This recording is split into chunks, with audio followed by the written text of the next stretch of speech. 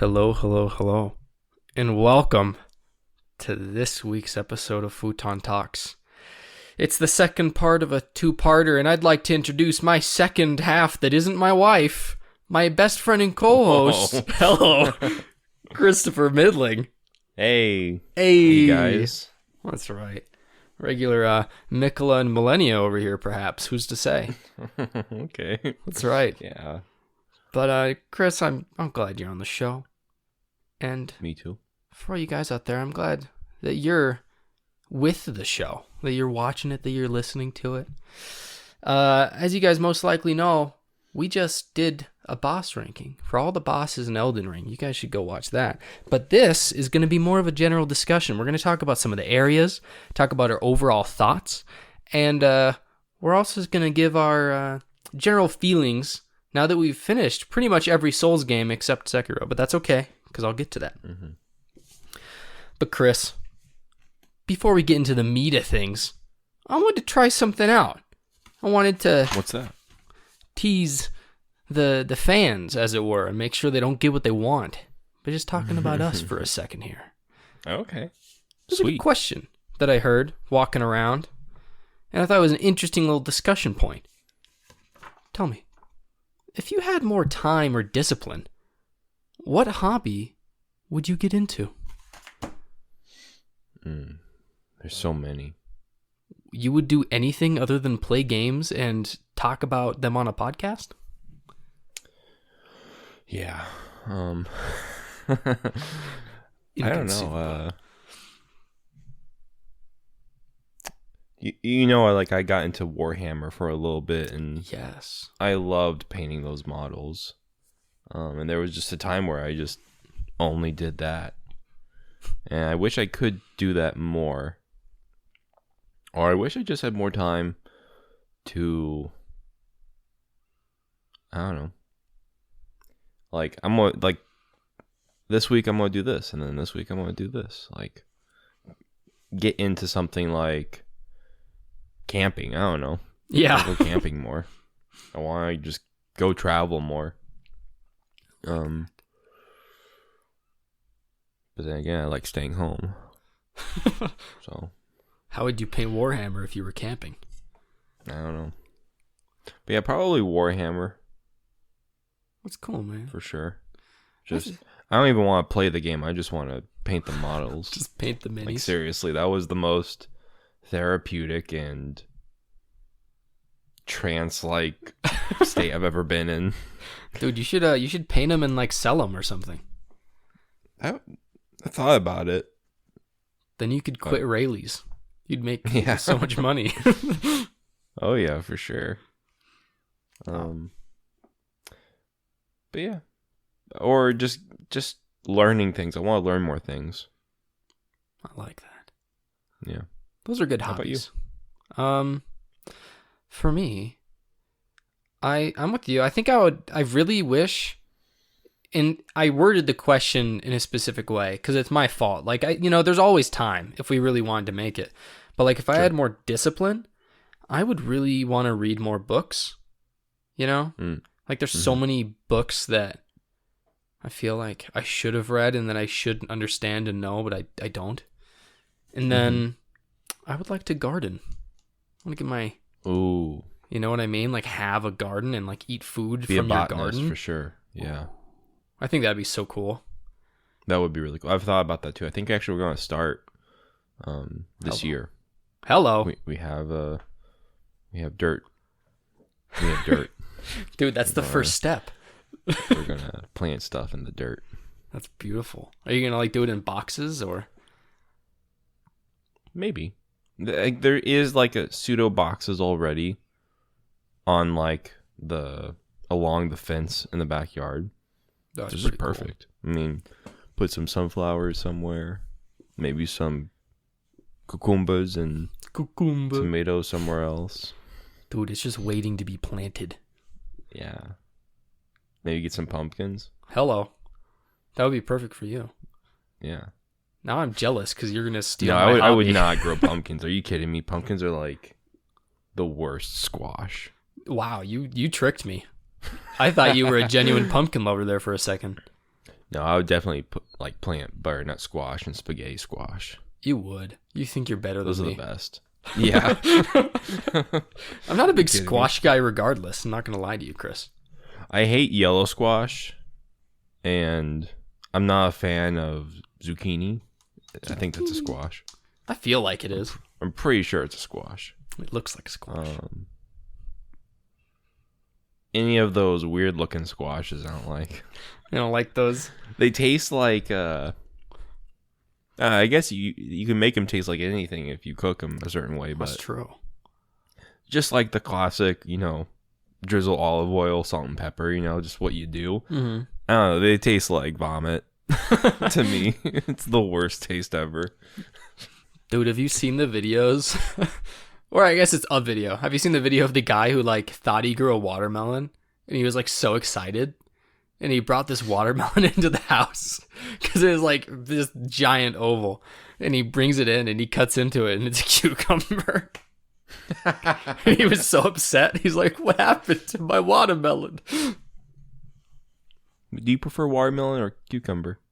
Is that that's like, what question is that? Like, would you I don't like to know, live like- on the street or would you like to live in a Would house? you rather eat cucumber or rather eat watermelon? Watermelon. Are you gonna look at me in the eyes, Chris, in front of the entire internet and tell me that you prefer cucumber to watermelon? No, I won't do that. It's like, there's no That's way. too far. That's too far. It's too far. The ultimate Chrisism. Preferring cucumber to watermelon. That's even beyond me. I couldn't do that. Oh my gosh. I'm glad to hear about your hobbies that you don't have, man. Your aspirations, as it were. Yeah, they're more like hobbies I've started, but I just had to stop doing to do other things. That's very true. I admire that about you. I feel like you're really good Thank you. at starting things, and I think you're also good at finishing things, but better so than me. Because like for me, I won't start anything unless I am like all the way there, Mhm. But like you're much better than me at like going out there and just trying something. So I've always admired that about you. The hobby I Thank you. want I is to be appreciate more that. like you, Oh, to become you. okay. I'm gonna grow a beard, Wear wear your pile skin. shirts. I'll steal your skin from Yeah. you, dude. Speaking Pile's of so good. Speaking of stealing skin, weird transition here. I was talking to so I'm a TA at my school. I assist in the teaching of general psychology and of cognition, which is more psychology. And the teacher that I work with is French. And she and I somehow got on the topic of Lord of the Rings.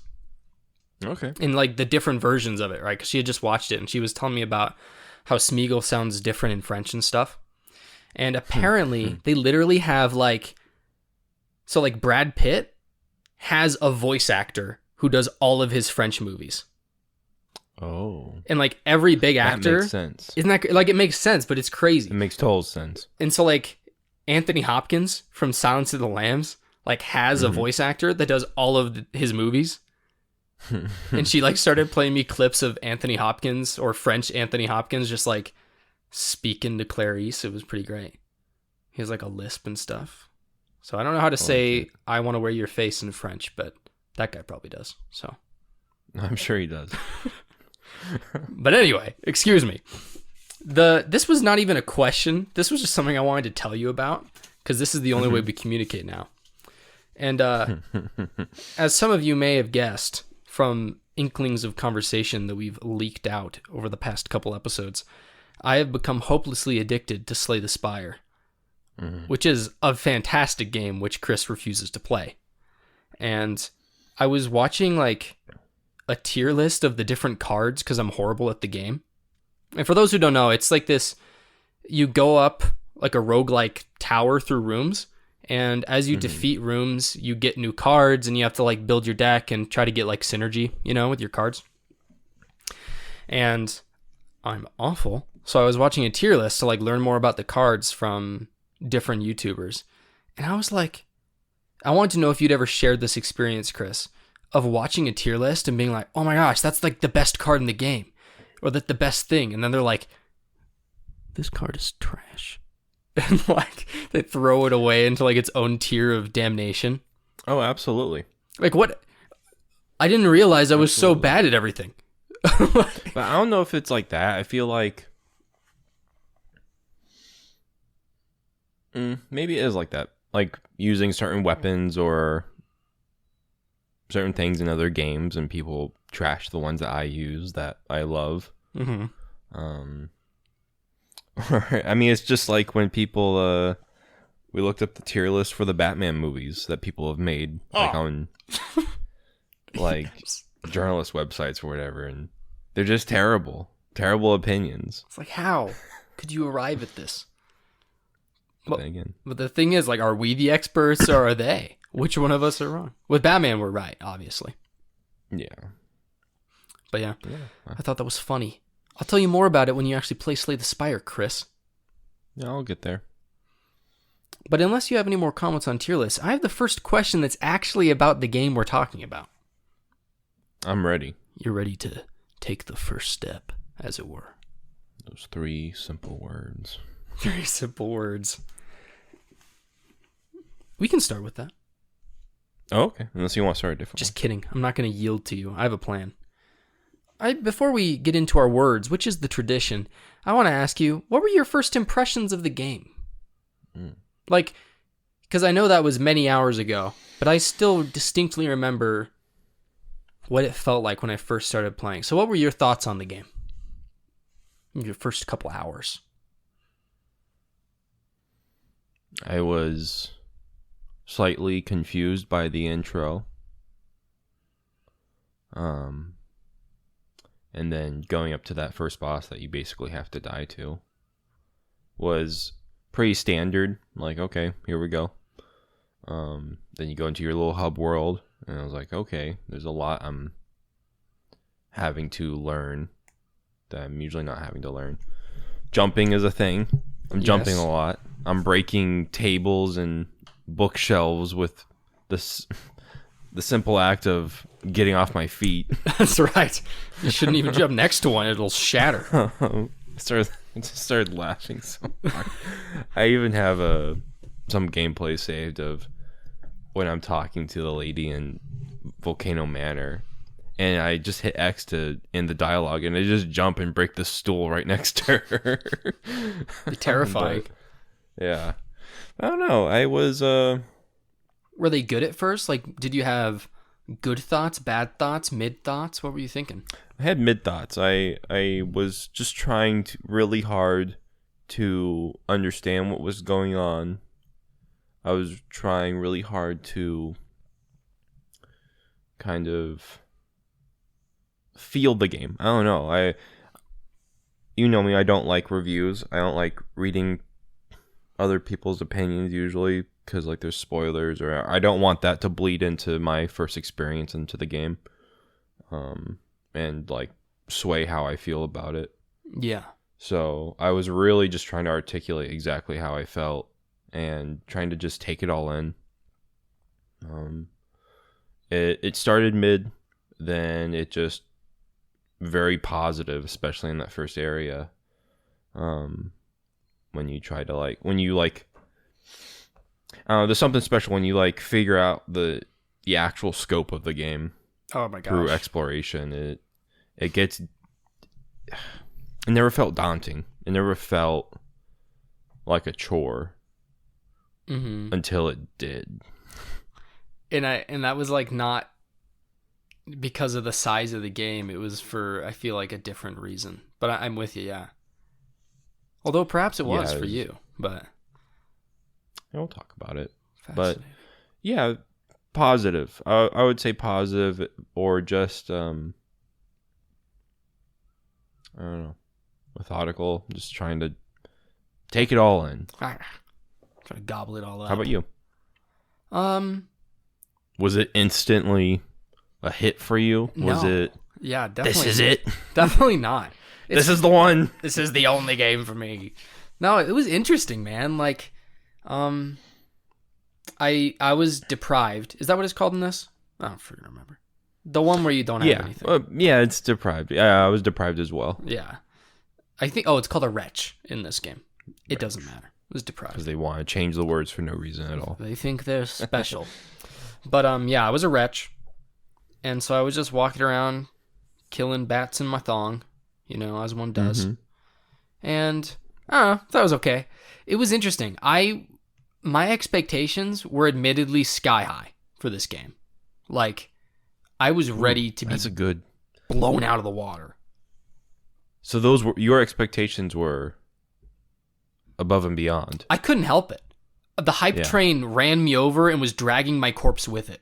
You know what I mean? Mm-hmm. Like, I was not on it willingly, but I couldn't help it. It was just too big. And so I definitely expected it to be the best thing ever. And I think it is a fantastic game. But for me, it took a good 5 to 10 hours for it to really kick in and become great. Which it sounds to me like that's similar to how you felt. Because I approached it methodically as well. Just trying to really gauge how I felt and, trying to have like a really honest appraisal of it. Mm-hmm. I went into it with little expectations or lower expectations only because of how great Demon Souls is. Oh, Demon Souls is so good. And also I was playing Horizon at the time, so I knew I wasn't going to play Elden Ring on launch. So I just decided to take my time with Horizon. And I'm glad you did. and just get through it, and then eventually I was like, okay, got the platinum for Horizon, time to move on. So yeah, I was able to just, I don't know, not ignore it, but just take my attention away for a good 2 weeks or so. Dude, I'm so proud of you. I had Horizon, and the day that Elden Ring came out, I just dropped it. Like, I threw it away. I don't want to play with you anymore. I've got a new toy. And I haven't opened the game since Elden Ring came out. Fair-weathered lover. That's right, man. Well, this is the thing. Even now, I can't go back to Horizon. I'm trying, but the Spire. It's just so good. I feel the same way, but actually I don't, because I finished Horizon, so I can't say that. But no, like I'm having that with Ghostwire right now, where I just don't feel like playing it because I'm playing other things. Mm-hmm. That I think it's just open world fatigue. That too. And 3 pretty massive open world games in a row, just I couldn't do it. I had to go back to the well, start playing Killzone, play Sifu. Mm-hmm. Something that I can just like quickly jump in, jump out. Hell Let Loose. Oh, guys, DLC for consoles. You can finally play in like Stalingrad. So, dude, I've been playing that. Are you gonna enlist me, as it were? Are we finally gonna do it? Am I getting drafted? Maybe. It's really depressing in Stalingrad. I mean, I don't think you'd want to play it.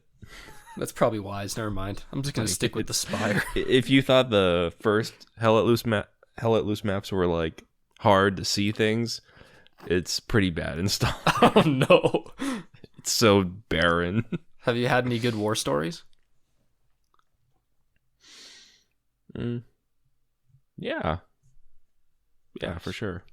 You'll have to like prepare them as like a story, and we'll add like sound effects from like movies, and then we'll have a story time where you talk about your days with your comrades in arms, your heroic efforts in Stalingrad. That'd be awesome.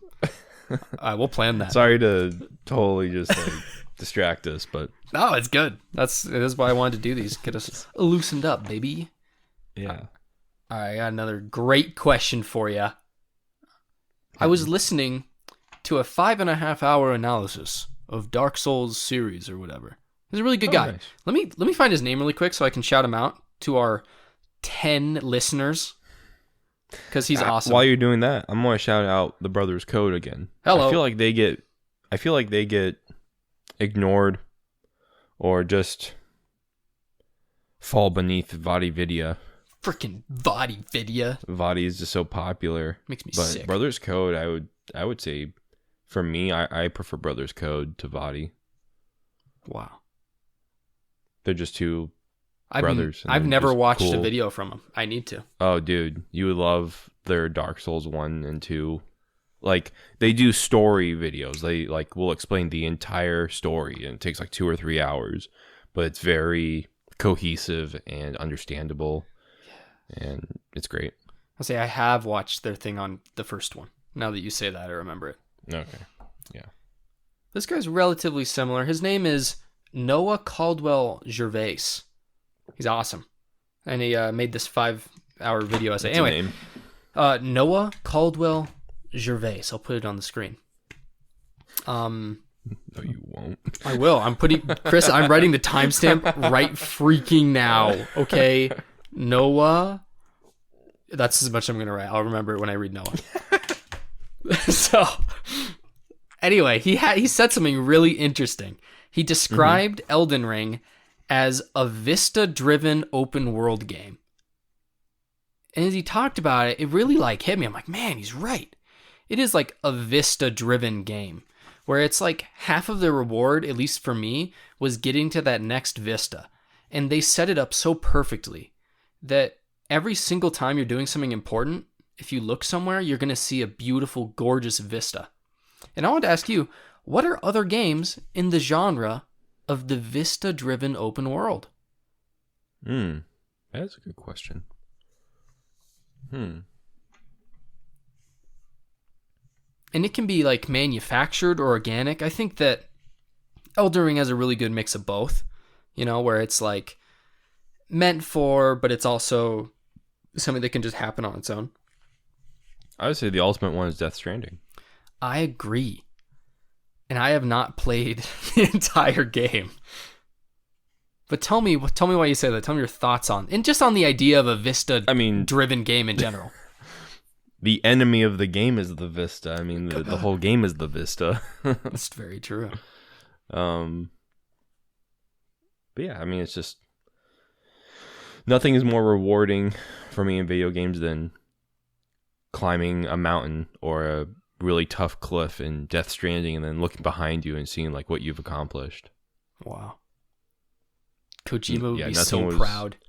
Nothing was more gratifying than perfectly preparing your weight and your gear for a long trek. It was great. Dude, if Hideo heard you right now, he would personally send you a pair of those new dumb sunglasses he just came out with.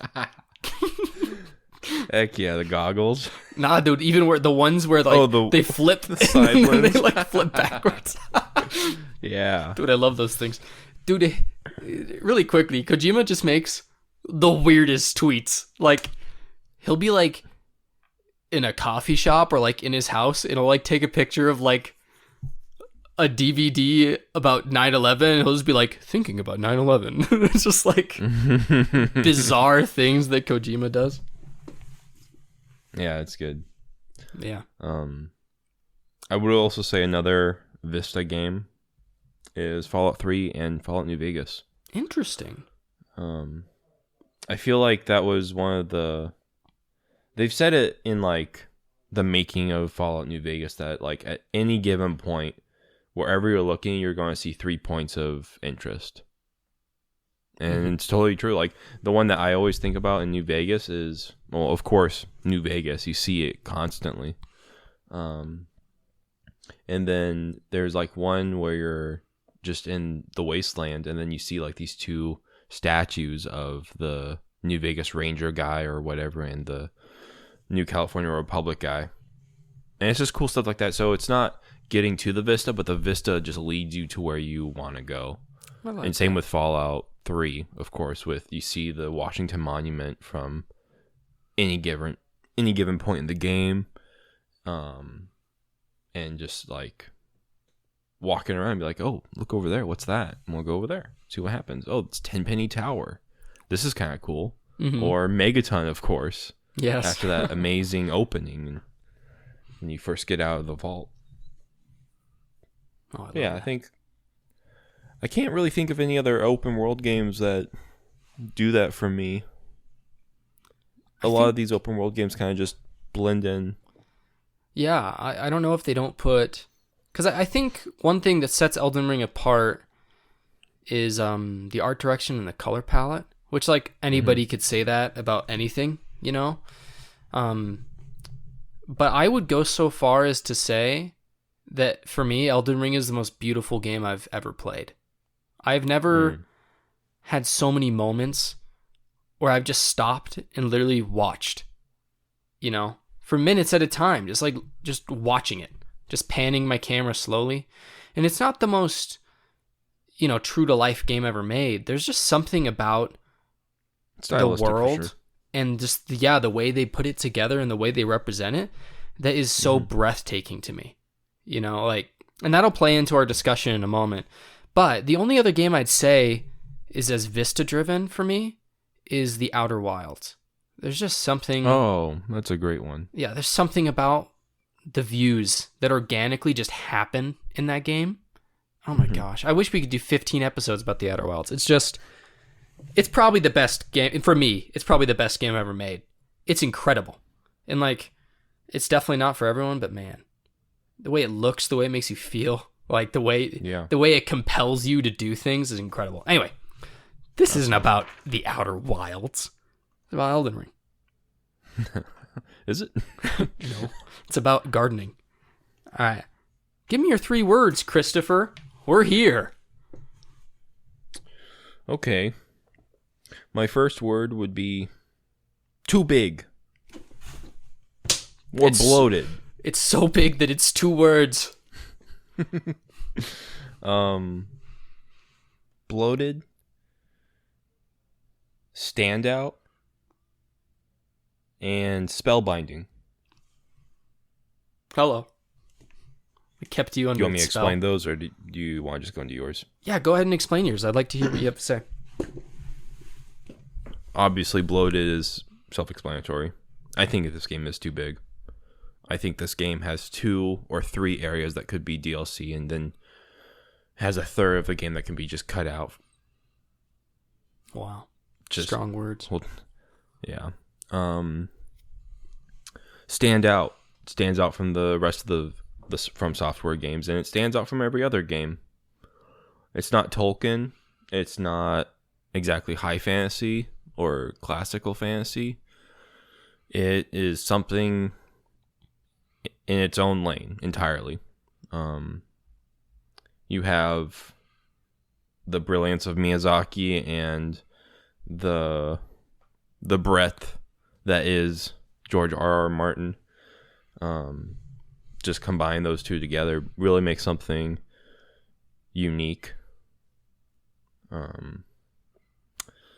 That's a good word. Just unique, yeah.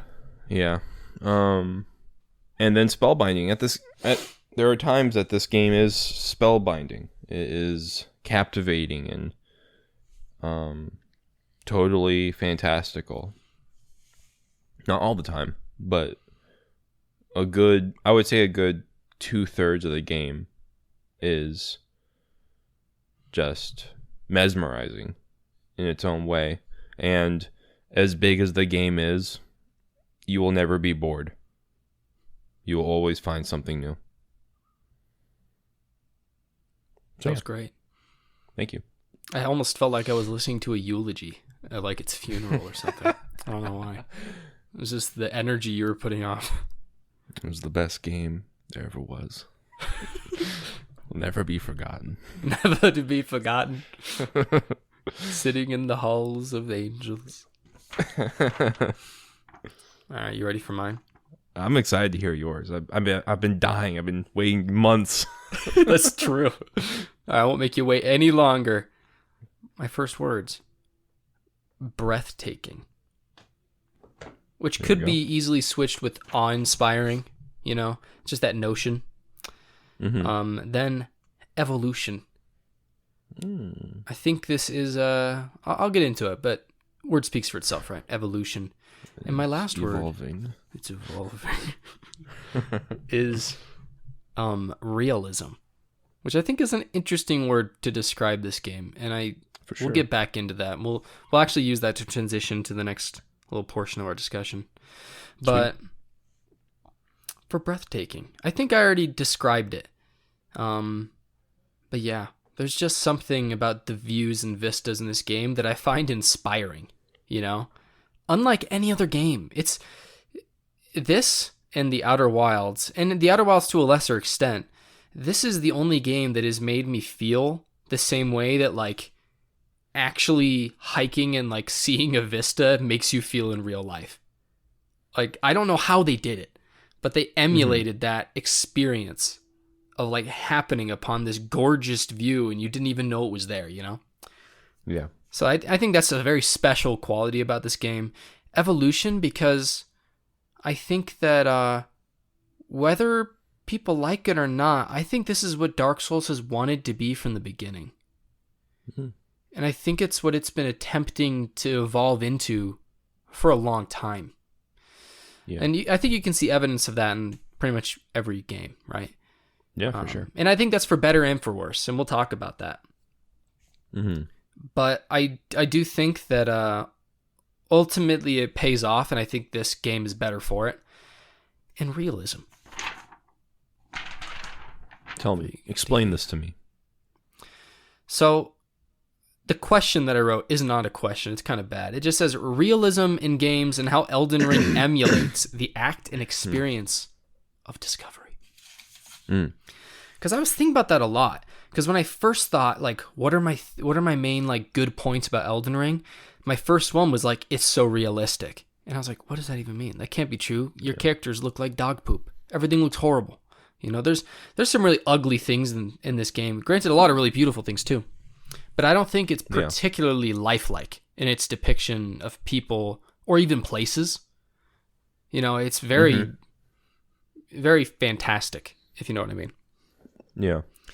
But what I mean by realism isn't necessarily in that it's photorealistic, but rather that somehow it captures the real experience of discovering something in the way that only, for me, the Outer Wilds ever has done. You know, of happening upon something real that no one else has ever seen and then experiencing it and exploring it. And I think that's like crazy that no one else can do that. But Elden Ring did that for me. And so what do you think about that and the way that games can be realistic in the way they make you feel? Oh, yeah, I totally agree. I mean, I've always admired and appreciated games that made me feel things. Those are the ones that stood out to me the most, especially growing up as a kid. Even today as an adult, like, I think very highly of Visage, how it made me feel and how it made us feel collectively. Just complete terror. Dude, it's so fun. So good. And, I mean, choices made in Fallout or Mass Effect really make you think, and you feel the loss of certain choices that you make. You feel the weight of them. And then there's games like Journey. Journey gave me an existential crisis. Like, I never thought about dying like that after any other game. Just Journey. I remember being a kid and just crying my eyes out.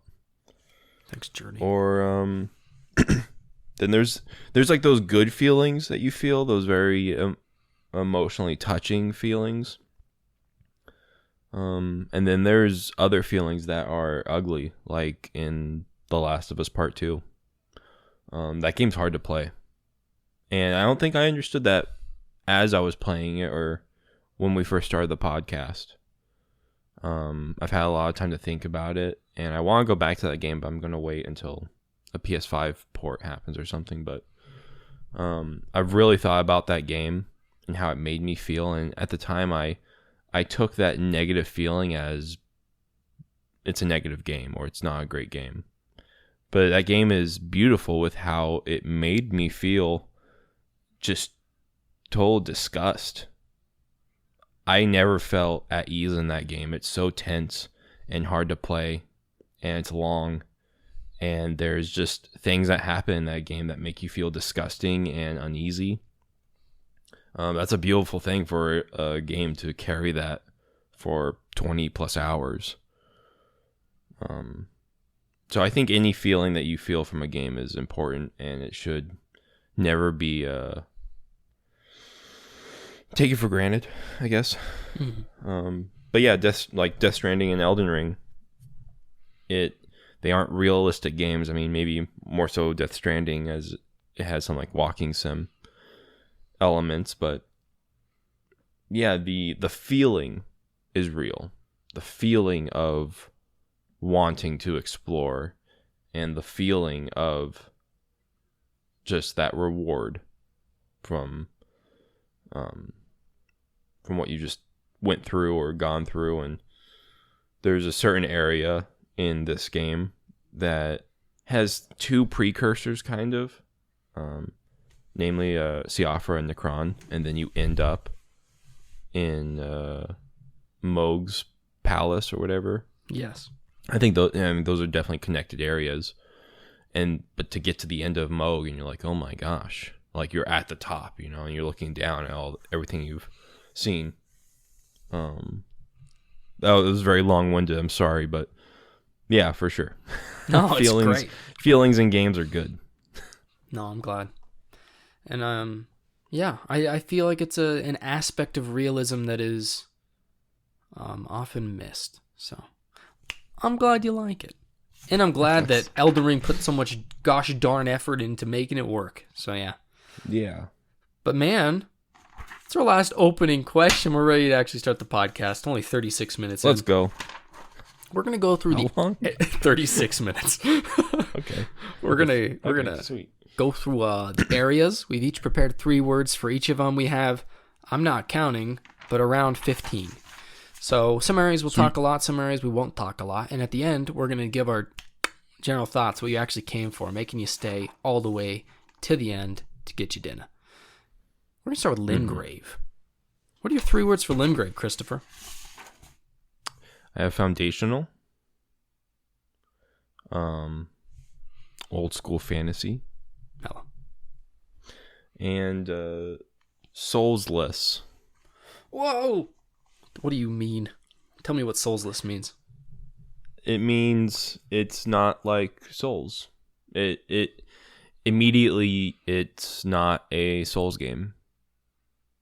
You can crouch and sneak around, and you don't want to fight a lot of things in the beginning because everything's too strong. Yes. Maybe that's not the word, but you're very cautious. Mm-hmm. You're very cautious exploring. So yeah. I like that. What do you... This is a question from our good friend Wyatt, by the way. Mm-hmm. You brought something up. You Yeah. said the crouching, the jumping. Wyatt asked, I have not played any Souls games before this one. My best brother-in-law ever, Josh, got me to play it. And he didn't say that. But he did say then that he couldn't imagine playing this game or a game like it without a jump button. And he wanted to ask Chris, how has the jump button changed? Not only Elden Ring, but also Dark Souls.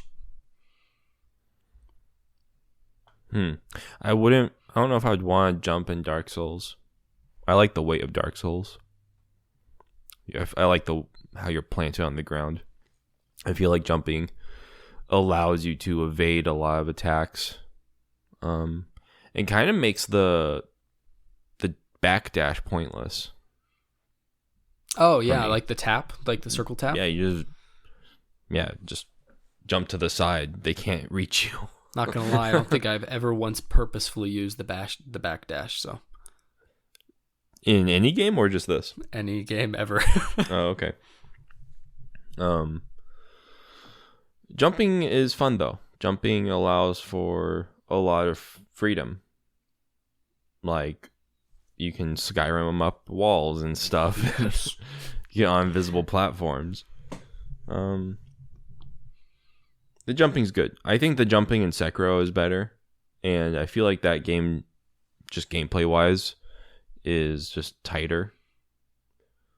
But yeah, jumping's jumping, man. It's fun. I like it when you're able to jump. I love it. I agree. I think that was very good. I couldn't imagine this game without jumping. Yeah, it's very seamless You know, like you start playing and it just makes sense that you can jump even if it looks really stupid at first. It looks so stupid. It looks real dumb, but that's okay. Yeah.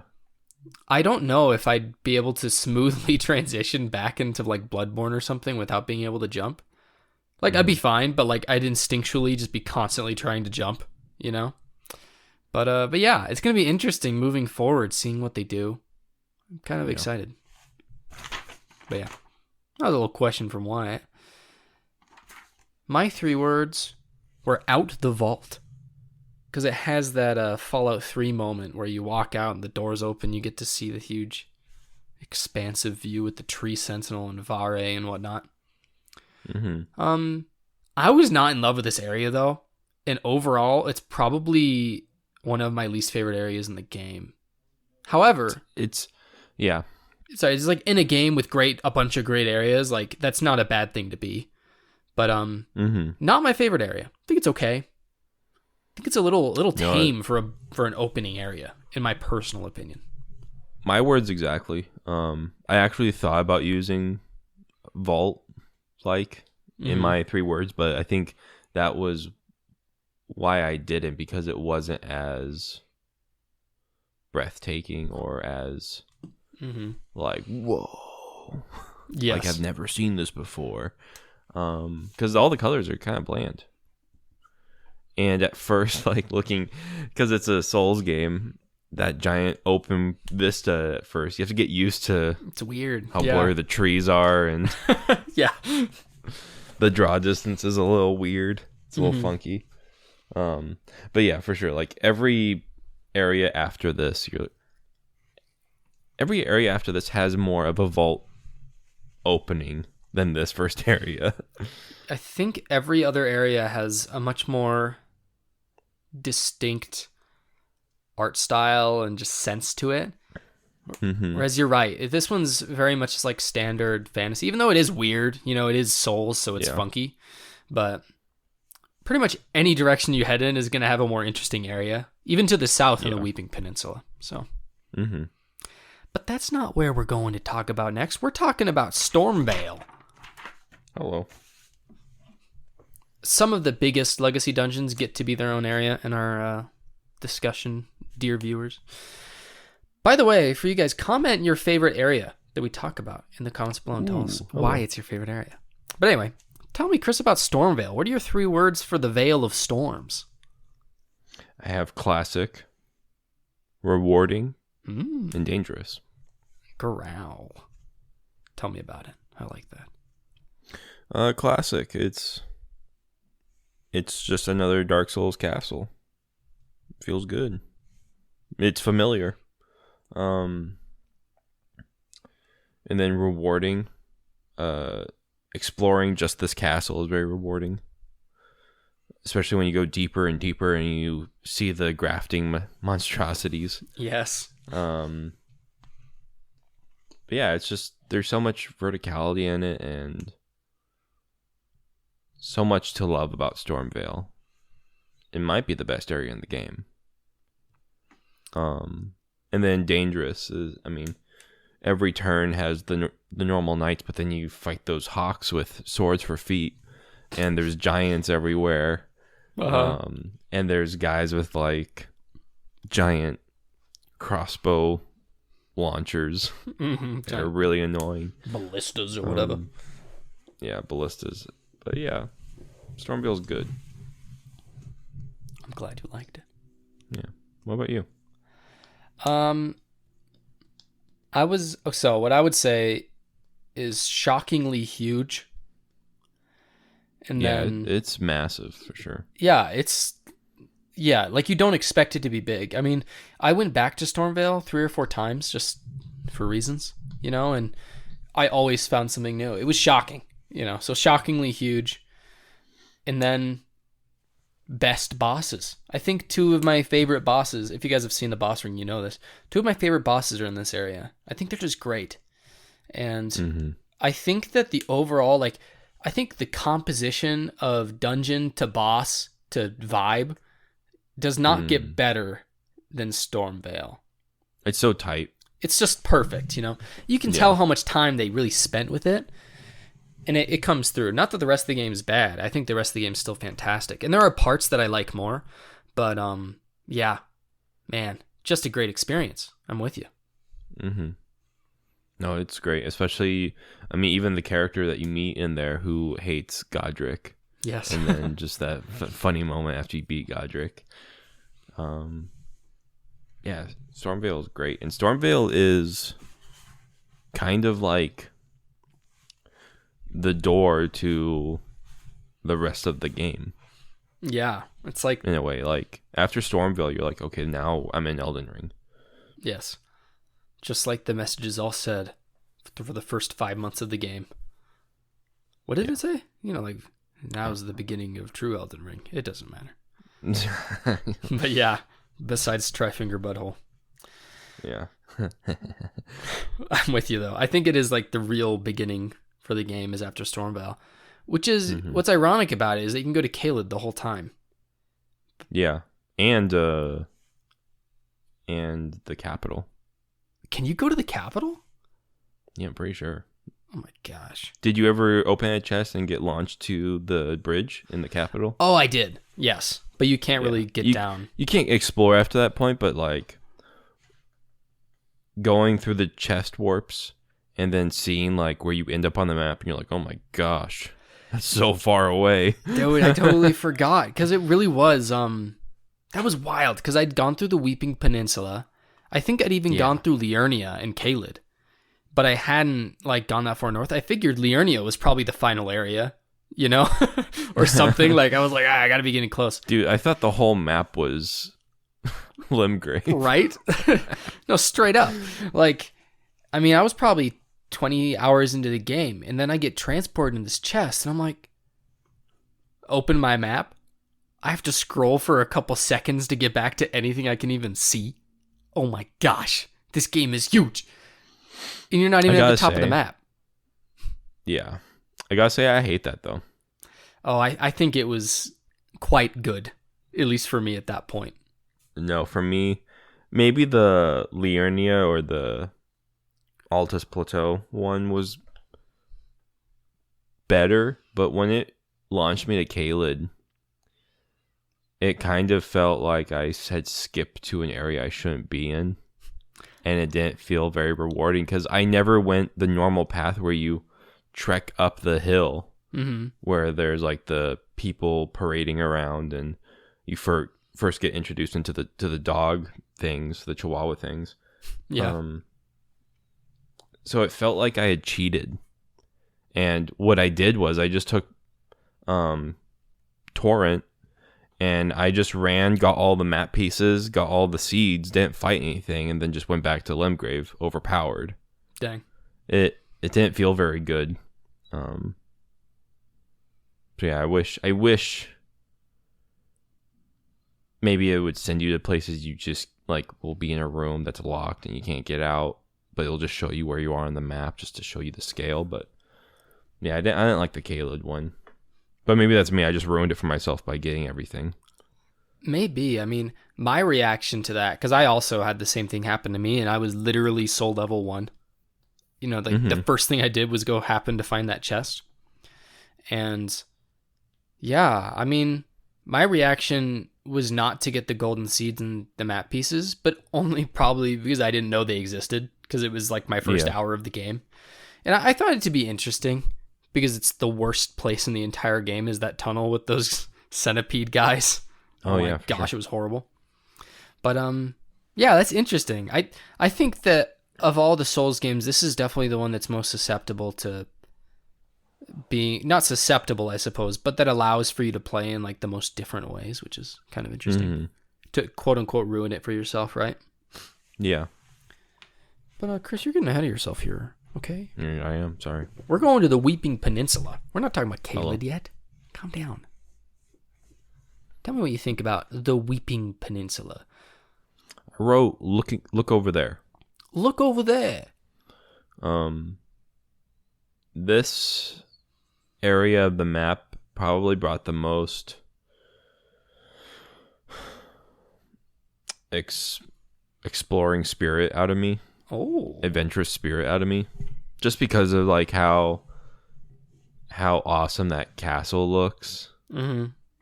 That monolith. It's just so cool. It's just like there's nothing around it. And it's just this tower. It's very cool.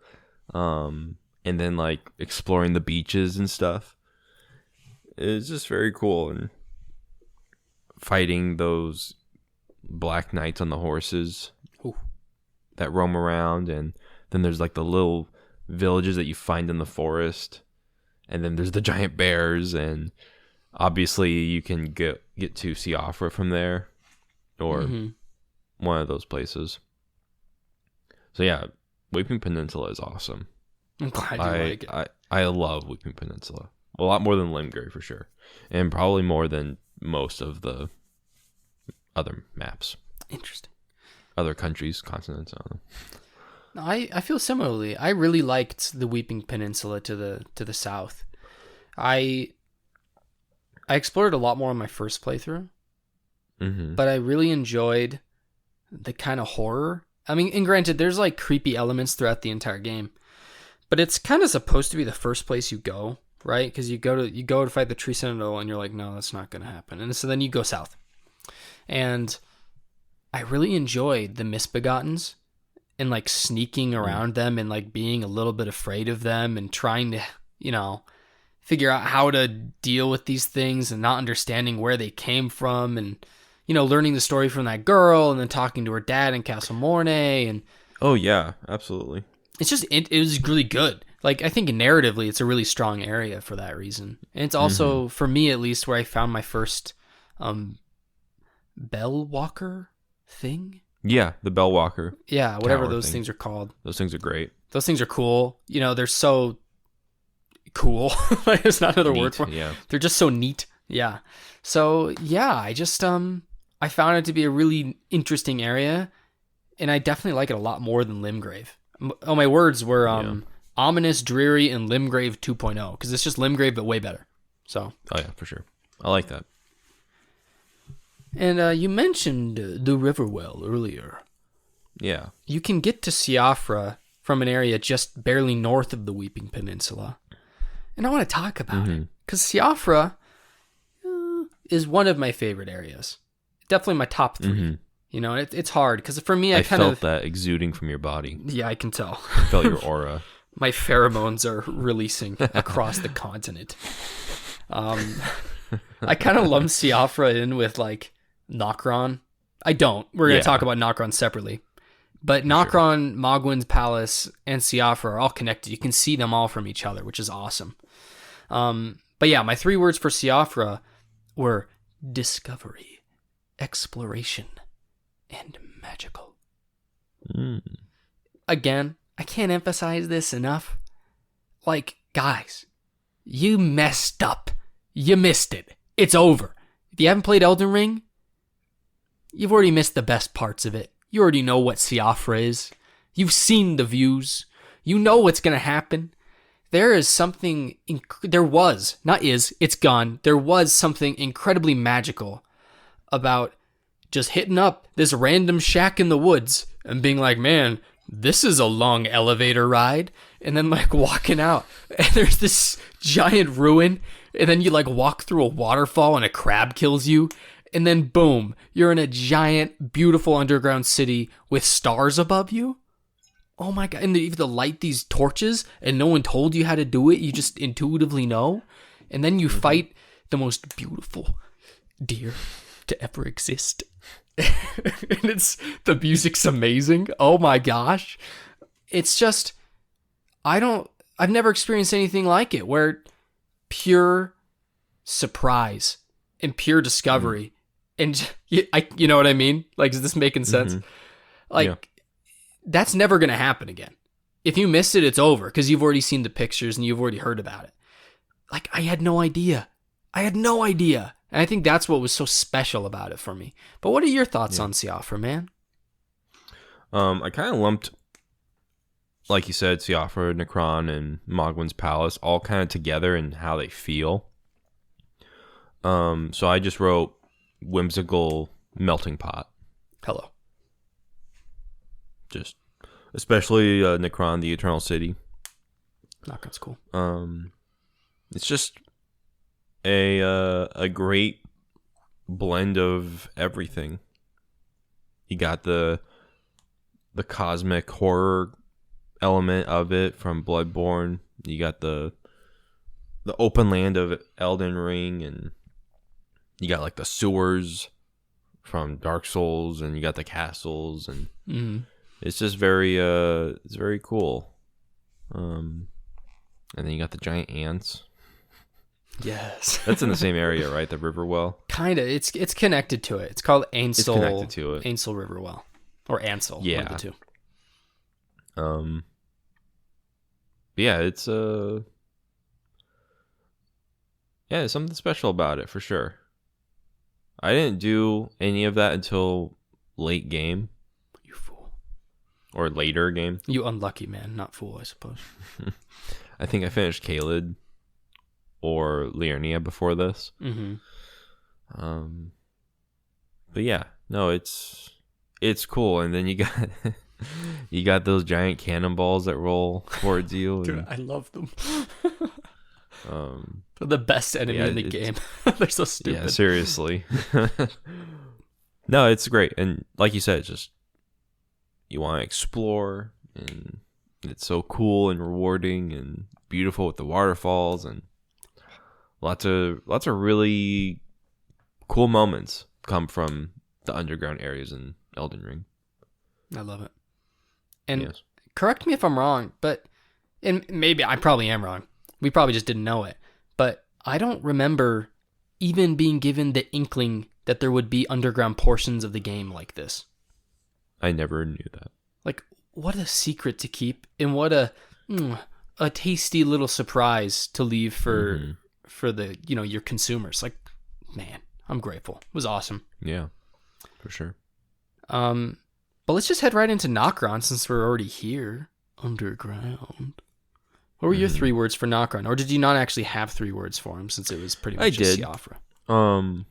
I wrote only an Elden Ring. Even though it's 4 words. Hello. But yeah, it's just there's a lot of moments in this game that it's just you can only see that in Elden Ring. You're only gonna get that, like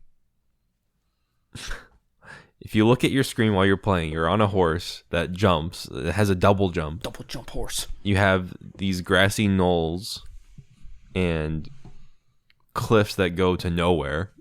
You have these spirit barbarians. And you have the cosmos above your head. And then you have cathedrals to look at. Yes, it's very true. And it's like areas like this where the color palette really speaks for itself. And I think you have other areas like Altus Plateau that do the same thing. But yeah, it's great. I love that. It's more of the same though, like feeling wise, of course. But yeah, it's awesome. What about you? No, I agree. Nokron's like an interesting area. It calls itself the Eternal City, but it's more like just the Eternal Cathedral and like a small pavilion. Like, it's not as big as it makes it sound. I kind of wanted it to be more. But my 3 words, ironically, were Dark Souls 1. Not because of even the level design, but just that experience of like looping back on yourself. Yeah. Because like, when you go to Siofra, you see that there's stuff above you, but you kind of most likely assume like, oh, I can't get there. It's just nothing. It's set dressing, right? But then you walk out of Nokron, and you're like, it's Siofra. Like, I've been there. It's the thing. And that was an experience. It is an experience that I associate with Dark Souls, of walking out of a room and being like, hey, it's the place. I've been here before. So I found that to be just really enjoyable. The other 3 words I could have used were larval tears, baby. Or what did they call them in Dark Souls 2? I don't know what you're talking about. Oh, Christopher. Classic Christopher. I can't remember what they're called, so I'm trying to think. They're like the goopy guys, the blobs? No, they're the rebirth resource. Did you never use it? So it makes it so you can respec your character. I've never used that. Yeah. You make me sick. That's so you. You wouldn't ever respec your character. So, anyway, that's like one of my favorite features of Dark Souls 2. And this game is a lot. It's pretty much like if Dark Souls 2 was better, would pretty much be Elden Ring. It's just the sequel to Dark Souls 2. Yeah. But those were actually my original words was Dark Souls 2 too.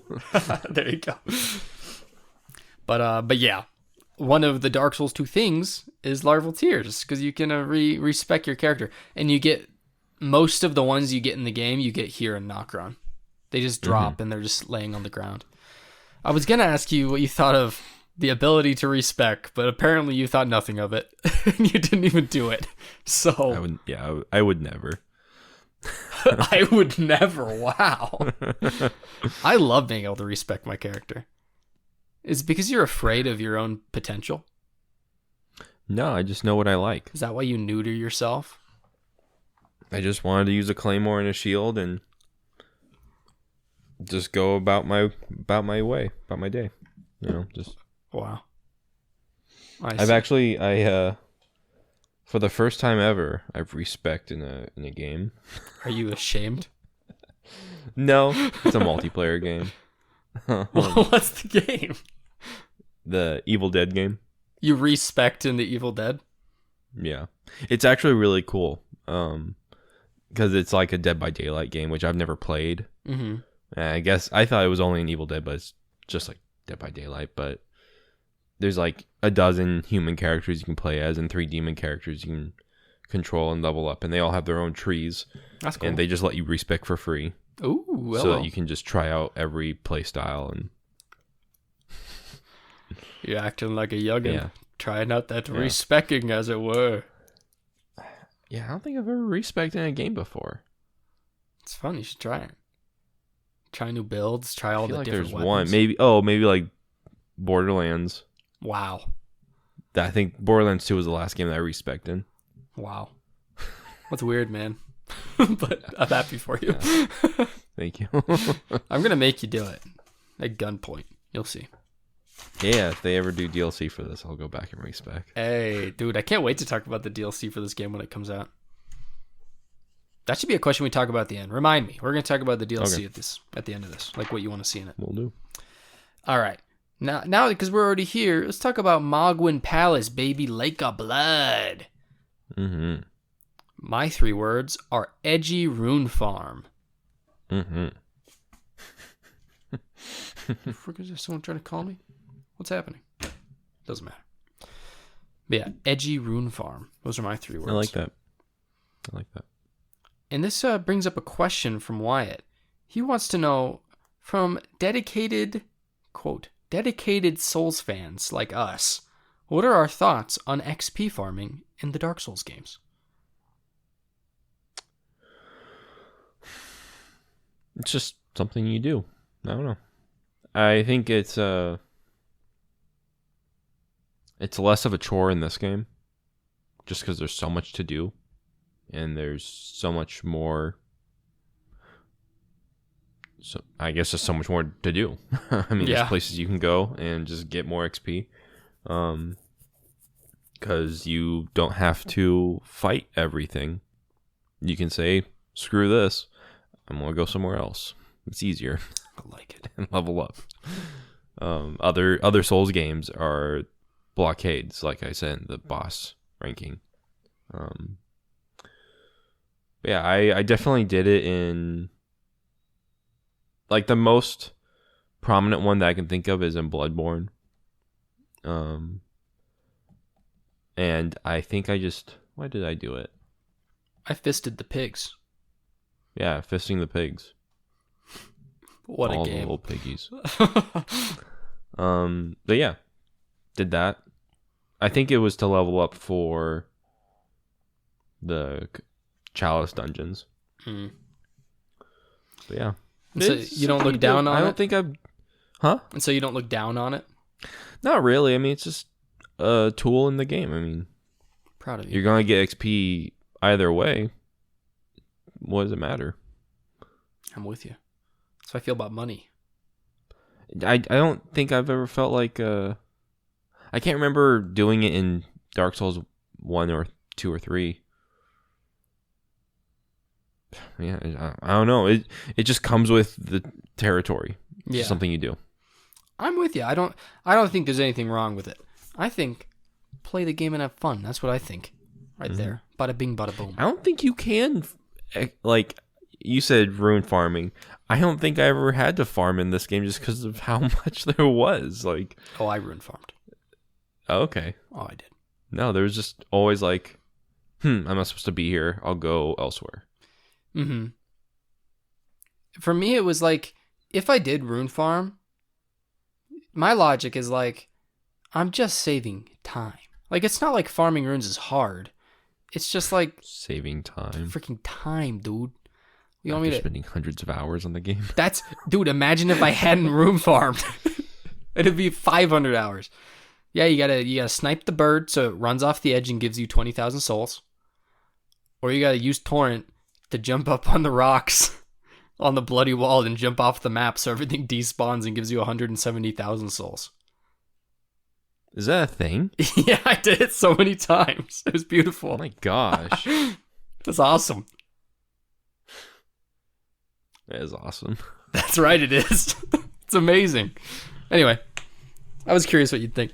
But I definitely do that. Like, I'm not going to friggin' waste my time fighting things. I can already fight things, okay? Mm-hmm. I've gone 50 hours in this game. I'm not going to waste another 10. All right, here we go. Can we circle back to Limgrave for 1 second? Of course we can. I think we were a little too down on Limgrave. Limgrave is great. It has the best dragon fight Oh, that's very true. in the Lake of Fire. I love Agil. Well, I also do Yeah. really like Smaragd, but they're both awesome, and Agil's Is awesome. Smaragd the one in Liurnia? Mm-hmm. Okay. Yeah, those are the two best dragon fights. For sure. Hands down. But yeah, there's nothing as cool as that dragon swooping in on you and fighting that dragon in that lake. It's awesome. Mm-hmm. But yeah, that's it. I'm with you. And that's another thing that I feel like if it had been Siofred, you know, like if you had no idea that Agil was going to show up. I heard that was in like the beta or even the trailers. It was. I mean, all of Limgrave was in the beta. You know what I mean? Yeah. So, man, if no one had I'm so known- happy I didn't play the beta or wasn't accepted into the beta. I wish I hadn't watched Vadi Vidya fight Agil before I did. Darn it, Geez. Vadi Vidya. That's too bad. But yeah. I'm glad. Thank you for circling back to that. Yeah. But do you have any other thoughts on Mogwin? Do you have anything to say about Mog himself? I liked what you said about that moment of getting to the top and being like, oh my gosh, like I've been wanting to go up to that freaking Parthenon forever, and I'm finally here looking down. I think that's a cool thing. Yeah. But what other thoughts do you have about Mogwin? My 3 words were a rewarding end. Aw.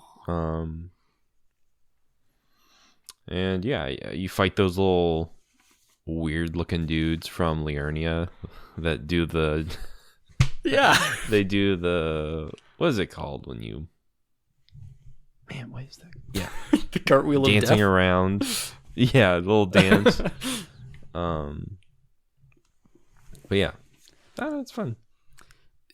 Like The red really brings out that map for me. yeah, it's such a unique place simply because they covered it in blood, which is awesome. Yeah. I like so those are called Albinorics, right? Mm-hmm. Those are the same people as the other Albinorics that you meet in the game as summons. And they look nothing like that. What's the deal? I don't know. What happened to them? Why are they frogs now? I don't know. They look nothing like that. Anyway, I was curious if you knew the answer. Maybe but they have a curse. cursed to be frog. The worst curse of all. But I feel like I have nothing else to say. the vibe of Mogwin aligns pretty well with another area in the game, and that area is Caelid. Big Red, as it were. Mm-hmm. What are your 3 words for Caelid, my friend? I wrote "Welcome to Hell." That's really good words for it. Thank you. Yeah, this place is you don't want to be there. It's once you're there, you're like, I shouldn't be here. Did it grow on you over time? Did it? I don't know. I think it did. Once I got more into the Dragon's Barrow area, and right before fighting Radon, and meeting with all your friends in the castle. Aw. But yeah, I think it did. I think it did grow on me. I'm glad. I don't know if I like the enemies in the area. I'm not a fan of the Chihuahua T-Rexes. No, they're not very good. I don't know if they're bad, but I don't think I like them. Yeah, I don't know. You know what? I'm going to say Caelid is on the lower echelon of areas in the game. Interesting. Even, I think it might be too red. Too red. 7 out of 10. I find it very striking. Yeah, it is striking. I don't know. There's something about it that... It's not that it wasn't hard or it wasn't... Yeah, it wasn't hard because I went there a little bit later in the game, I think. And like I said, I had already ran through the whole map when I first got there, so I could just teleport wherever I wanted. Mm-hmm. I don't know. That's a tough one. Yeah, I don't know. I like it. It's pretty mid. I understand. I think it's gonna. It's a controversial area. I think for most people. Mm-hmm. It is definitely an area which really grew on me over time. But before I go further, my 3 words were unsettling, rotten, and fallen. Or I would probably replace fallen with just striking. I find it to be a really striking area, just the way it looks and the way it feels to be there. I think the music does such a good job of making you feel awful. That is a good point. The music in Caelid's great. The music's awesome. Like it's horrible is what I mean by awesome. Mm-hmm. Really gets you in the mood. Yeah, to cry. It's a really great and a really horrible area, and that's what makes it great. But it's weird because it's so big. There's like the Celia town, which I don't love, which is fine, I guess. Is that the one that's the first one where you have to like do things to get inside the buildings, like phantom doors or whatever? Yes. Yeah, you light the that towers. I wasn't a huge fan. But I really did enjoy the Millicent quest line where you get her the needle and you do the prosthetic and then you meet her in the Halig tree. I enjoyed that. I thought that was cool. And just the Radon Festival is so awesome. You know? The Radon Festival is the GOAT. Yeah, it's so epic. It's just so cool. Your pot boy's there. Yes. The pot Bride's boy there. Blade is there and he's freaking... Oh, Blide. He's so cool. He's so much cooler than you. It's just awesome, man. Yeah, there's something about the area which slowly grew on me. Infected me, perhaps. It's not my favorite, but I have a respect for it. In that it kind of changed for me over time. Especially because it's so diverse. Like, you have the Lake of Rot. You have, like, the Deathbird part with all the bones. You have the really, really red parts. You have the parts that are on fire. You have the Celia town. You have the Bestial Sanctum. You have the place with all, like, the vulgar militia. You have that weird, like, tower with the memory stone at the top that you have to jump in through a window in the side. That's super cool. So, yeah.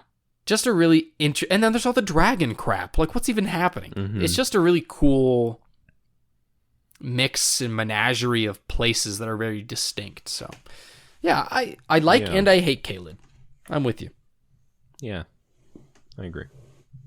And next, we've got an area that's literally on the opposite end of the spectrum. We have Liurnia. I would like to start this one, if it's okay with you. Sure. My 3 words are breathtaking and celestial. I think it's the opposite in Caelid in more than one way. I think Liurnia is also striking in that it's just gorgeous. I think the most beautiful views you see in the game are definitely from Liurnia. It's just like, who came up with this? It's more beautiful than anything I've ever seen. It's a beautiful area. But at the same time, for me, it is the most boring area with the least interesting encounters other than Smarag. And I even think the Legacy Dungeon that we'll talk about in a second is one of my least favorite in the game, despite being good. Like, none of them are bad. But there's just something that, in my opinion, Liurnia lacks that Caelid somehow has in regards to depth of content. I don't know how to describe it, but what do you think? I really like Liurnia of the Lakes. It's such a long area. It's huge. It's big. My 3 words were breath, and Tolkien. Hey. It was the breath of fresh air that it brings from Limgrave with the colors of nice deep blues, and that has like a really nice contrast with the Erd trees. And then the breath with just seeing this expansive vista. It's huge. That is just awesome. With you see the university in the middle and this giant lake, and you see this dragon, and you have these 2 paths of forest that lead to different areas. And of course you got your smithing buddy over there. Love him. You have this really confusing and frustrating cliff that you're like, I see a castle up there. Why can't I just climb over there? Mm-hmm. And then you don't get there until the end of the game.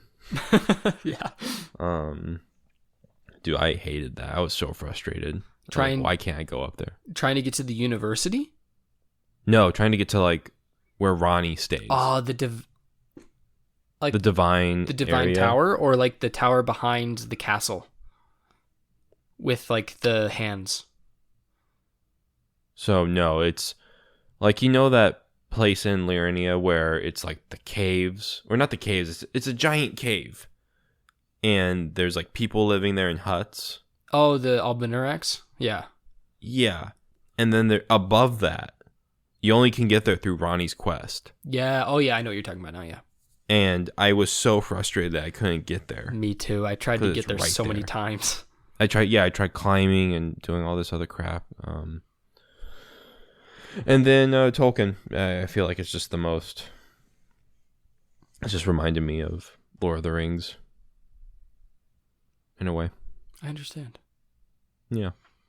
Kind of like when Frodo and Sam were looking over at Mount Doom at the end of the second, after the Twin Towers. Mm-hmm.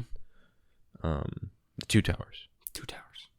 2 towers, not Twin Towers. Don't forget Kojima. After the 2 towers, when they're looking over at this huge valley of just nothingness. Of Caelid, essentially. Yeah. Yeah. I like how I feel about it. I really like Liurnia. I like fighting the frog boys. Froggays. In the water. Yeah. That's interesting. I'm glad. I I don't know what I missed. I just, for some reason, I didn't enjoy much about this area other than the way it looked. But it was good. I think a big contributor for me not liking it as much was similar to your experience with the castle over the village of the Albinarex. Mm-hmm. I couldn't figure out how to get into the Academy of Lucaria till I was about 70 hours into the game. Really? So I walked up to the gate, clicked on the item, and it was a note. And the note tells you that you need to go fight Smarag, right? But I just quickly clicked because I figured it was just like a weapon or something. And so I didn't know I had a note telling me where to go. And so I was just like, and I didn't want to look up anything online. So I just like was wandering around and I never found it. I ended up going all the way through the Altus Plateau and like, into like the capital and like fighting Godfrey and going into like the mountaintop before I went back and did the academy. And I had to look it up. I had to Google it because I had no idea what to do. And somehow I never found Smarag. So that probably plays some sort of a role. Probably. But it was pretty funny. Mm-hmm. But the next area, heading north. Do you want to talk about Lucaria really quick? Oh, yeah, the Academy. I'm sorry, that was my bad. Tell me what you think about the Academy. Welcome to Burger King. Hello. Waiting for that one. That was perfect. Yeah. He's right there behind you. This is one of my, this is one of my favorite areas, but my least favorite areas at the same time.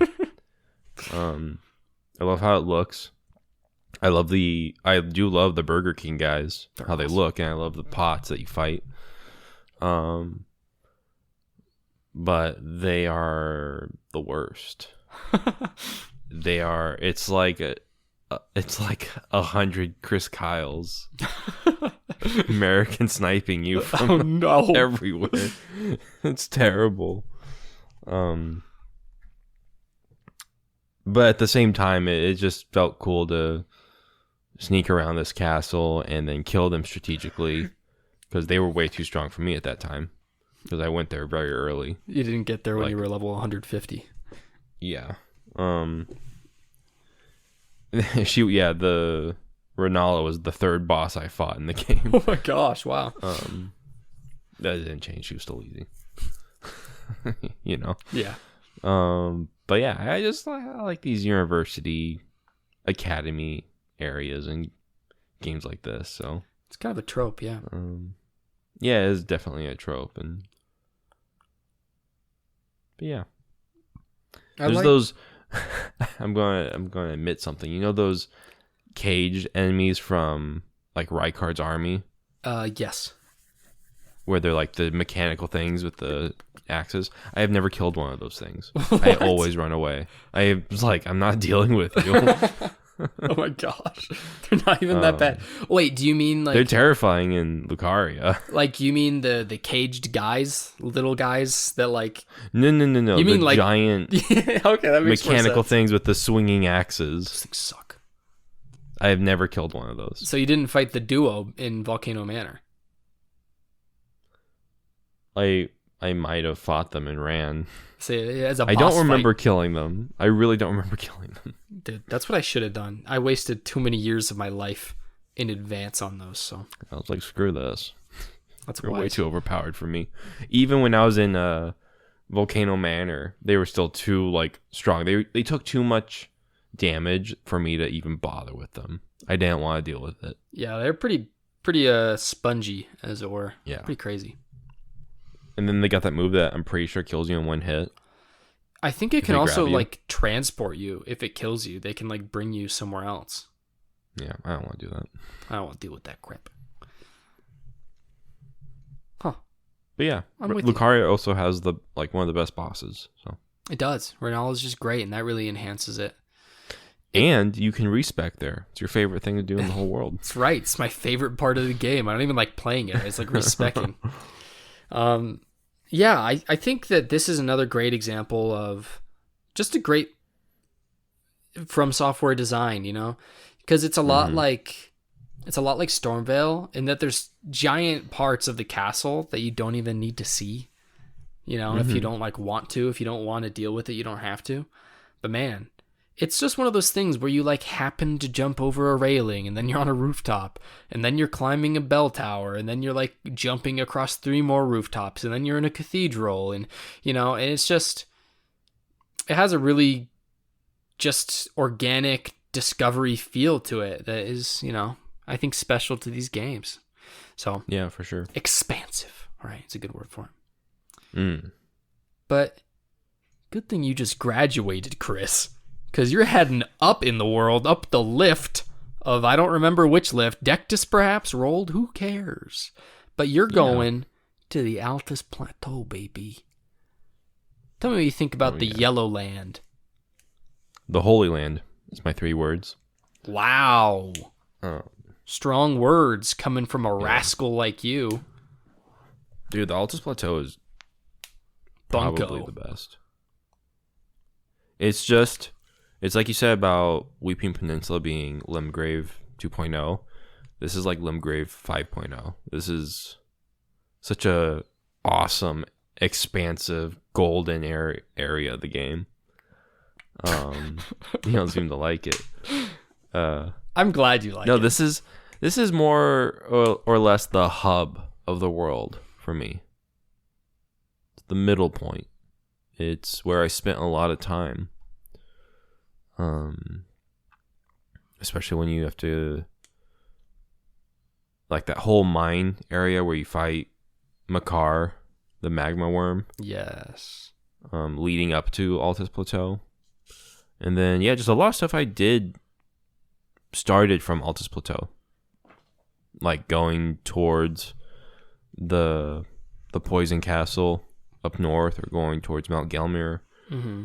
And then, of course, Leandel is the capital, right? Yes. Leandel. Yeah. So yeah, this is kind of just a really cool area, and then like making the trek up the steps towards the capital, and you fight those two guys, the sentinels or whatever. And it's just, I really like Altus Plateau, I'm glad, man. especially late game when you set the Erd Tree on fire, Mm-hmm. and it's just, you have the embers floating around. Yeah, it's just very cool. I'm glad. I wish I don't know what my problem is. I wish I liked it more. Mm-hmm. I think if I had to rank them, it'd probably be like in my bottom 4 areas. Wow. Okay. I just don't like how yellow it is. I just can't stand it. Well, yellow is one of my favorite colors. So. That is true. You are a yellow guy. What were my 3 words? My 3 words were bathed in fool's gold. Oh, I didn't like it. Okay. It was okay. I didn't have a problem with it. For me, the only reason I didn't like it is that it felt like pretty much like it felt like a transition area, which is kind of what you liked about it, you know? It's just like it's in between a bunch of things that to me at the time I found more interesting, like Volcano Manor's over there, the Poison Castle's up there, you know, Lanedel's over there, and blah, blah, blah, you know? It's like I just wanted to go to those cooler things, and this P land is in the way. But I did really like the march up the steps. I thought that was really cool. And I really grew to appreciate the Draconic Sentinel. Yeah. That you have to fight in order to enter Landel. He actually somehow became one of my favorite bosses because I had to fight him so many times. Mm-hmm. So he grew on me. Yeah. I really liked him. Yeah. Heck yeah. It's a good area. Even a bad area in FromSoft is a very good area, unless it's the Demon Ruins. Yeah. Or the mountaintop of the Giants, but whatever. Yeah. But, do you want to take a little trip to the west with me? To Mount Gelmir? Oh, yeah. What do you think, baby? There's some good stuff, man. Some good stuff. Really good stuff. Huh. Do I have 3 words for Mount Gelmir? Maybe. Perhaps. Mount Doom. Can I just Doom, maybe? It's Doom. It's very heavy metal. It is. Mount Gelmir might be my favorite area in the whole game. Wow, really? Just how war-torn and destroyed everything is. And there's hands everywhere that you fight. And just making that trek towards Volcano Manor, and it's just a lot of really cool enemies and places to be. I don't know, it just felt great to be there. It felt good to be in hell. I agree. Yeah. I felt like Sam and Frodo going up Mount Doom. It is like that, and that it's incredibly painful. Yeah. But I agree with you. I really like it, but it was probably not the most difficult portion, but it's probably the most difficult PvE portion of the game, you know, outside of like boss encounters and whatnot. Mm-hmm. But I found it to be really enjoyable. My 3 words were more like Mount Helmir. I think you find, like you said, you encounter some of the coolest enemies for the first time in this area, or at least like in their quote unquote final form. Like I think this is the first time you fight an ulcerated tree spirit, which was really cool, like really epic. Yeah. Even if they're not maybe the most fun to actually fight, but they're really cool. You fight Falling Star Beast in a really epic like mountaintop meteorite pit as you're trying to get to Volcano Manor. Yeah. Like, part of me hates that fight, but part of me also loves it. Just because, like, it's so cool, you know? You, like, ride up on Torrent, and you, like, crash down. There's so many lifts that you jump up on. It's awesome. It's cool. You know, it's a cool area. I really enjoy Mount Gelmir. I'm glad you liked it. Yeah, for sure. And, man, I guess the next thing to talk about would then be Volcano Manor. I mean, that's, like... Yeah. I feel like Mount Gelmir could also just be called Volcano Manor's like doorstep, because the whole point is to get to Volcano Manor. So tell me what you think about Volcano Manor. Volcano Manor. Volcano Manor itself is probably one of my least favorite areas. Ooh, interesting. I liked Mount Gelmir a lot more. I like the journey a lot more than the destination, I guess. Maybe that's what Miyazaki wanted you to learn the whole time. Maybe. Yeah, I don't know. You fight the dragon skin noble guy. He's the only boss up there, right? Yeah, besides Rykard. Boss. But oh, and Rykard, of course. Only your favorite boss. Only my favorite boss. So you didn't like... Okay, so how did you find... how did you figure it out? How about this? Here, I'll tell you this. I didn't like Volcano Manor at first, because all I thought it was talking to that lady in the chair. Yeah. And going upstairs and fighting that NPC dude who invades you. So that I didn't care for. I did go to the invisible door that you have to hit 50 times and did that. Of course you did. But I really did like the Snake Boys. Oh. Who are probably the best enemy in the game. I love them. For some reason, it's all coming to me now. I do love all the snake metaphors and statues, and you see the paintings of Rykard as a human, and you're like, oh, that's interesting. And yeah, figuring out the lore of Volcano Manor with him wanting to just consume his entire family and become a snake. Consume the gods together. Yeah, and then of course Rykard's the best boss in the game. So yeah, that is really cool. I'm thinking more surface level Volcano Manor. Where it's kind of just boring and they're bad guys in a way. So you don't really want to help them. But yeah, everything underneath Volcano Manor is great. I like it. Those are good words, my friend. Thank you. My 3 words were secret, spooky, and cute. I think it's crazy that the entire legacy dungeon of Volcano Manor, which is pretty sizable, like I'd say it's comparable to the Academy of Raya Lucaria. It's all like literally totally secret. If it weren't for this game selling 15 bajillion copies, you wouldn't know. You know? I would never have found out. I would have gone in, talked to the lady, been like, okay, I guess that's it. And then I would have left and I would have never fought anything there. You know what I mean?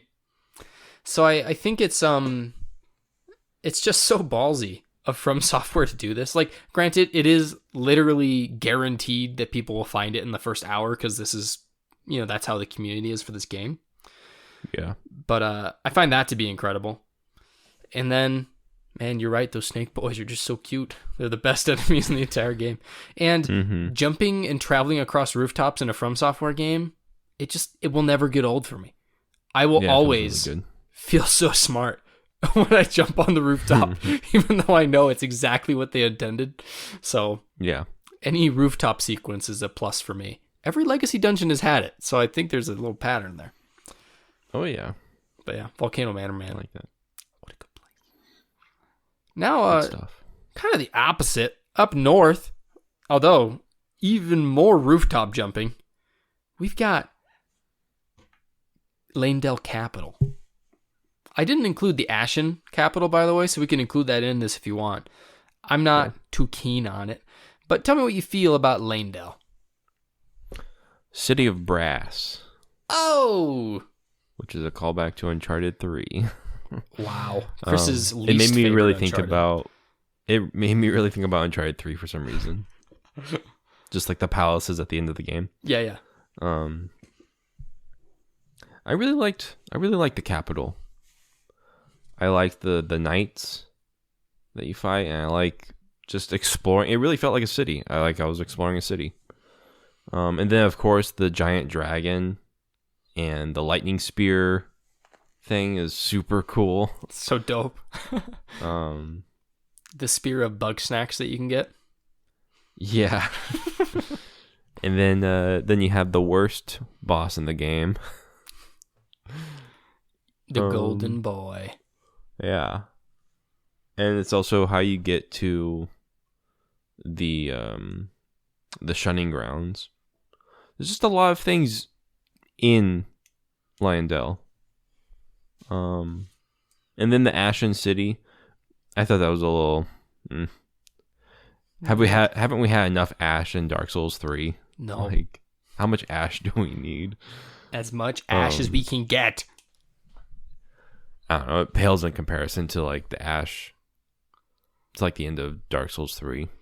The amount of ash that in this sense. was pathetic. Not nearly enough for me. I don't know. It's it's cool. I like it. Less so the ashen part, but yeah, it's cool. I agree. I think Lanedale Capital's got to be one of my favorite areas. I just really enjoyed it. Because you're right. It really feels like a city. It's probably the most substantial single, quote unquote, dungeon in the game. Yeah, lots to do. Yeah, it's huge. And it really is. Verticality. Oh, tons of verticality. And I think it's also a really welcome challenge, you know? It's a great difficulty spike in a way that's not painful to me. Yeah, I loved it. It's probably one of my favorite areas in the game. What did I write for it? Mm-hmm. I can't read. Frick, did I even write this down? Oh, there it is. Yeah, dense, one of a set. Do I know what that meant? Oh, I do. I remember now. And I'm not referring to the Ashen Capital. I'm referring to the Halleck Tree. The second portion of the Halleck Tree really reminds me of Lanedale, and I thought that was really interesting. But they're both some of my favorite areas in the game, so yeah, love it. Nice. Oh, and now that we've been above, so we must go below to the subterranean shutting grounds. How do you feel about this sewer? Is this even an area in the game? It is surprisingly large as an area. I'm trying to think. Like, what is the beginning of the Shining Grounds? I know the end of the Shining Grounds at the fire door, right? Yeah. Like for the end of the game. Yes. So the beginning of the shutting grounds. Oh, I remember now. Okay. Yeah, you got it. Okay. Yeah, totally remember. It's an example of, just Elden Ring doing its thing where like you think you're just going to walk through a door and there's going to be an item. It'll be like, good job, pat on the back. You walked around a corner to check something out. But instead, it's like an entire level, and like 2 mazes of sewers, the hardest enemies in the game, and just a whole bunch of those stupid little guys with hatchets that you hate from Dark Souls 3. And lobsters for some reason. So, yeah. My words for it were well-designed pain. Because it was just perfectly Dark Souls, and the way it loops back around, the way you can open up shortcuts was magnifico. Very much reminds me of Dark Souls 1.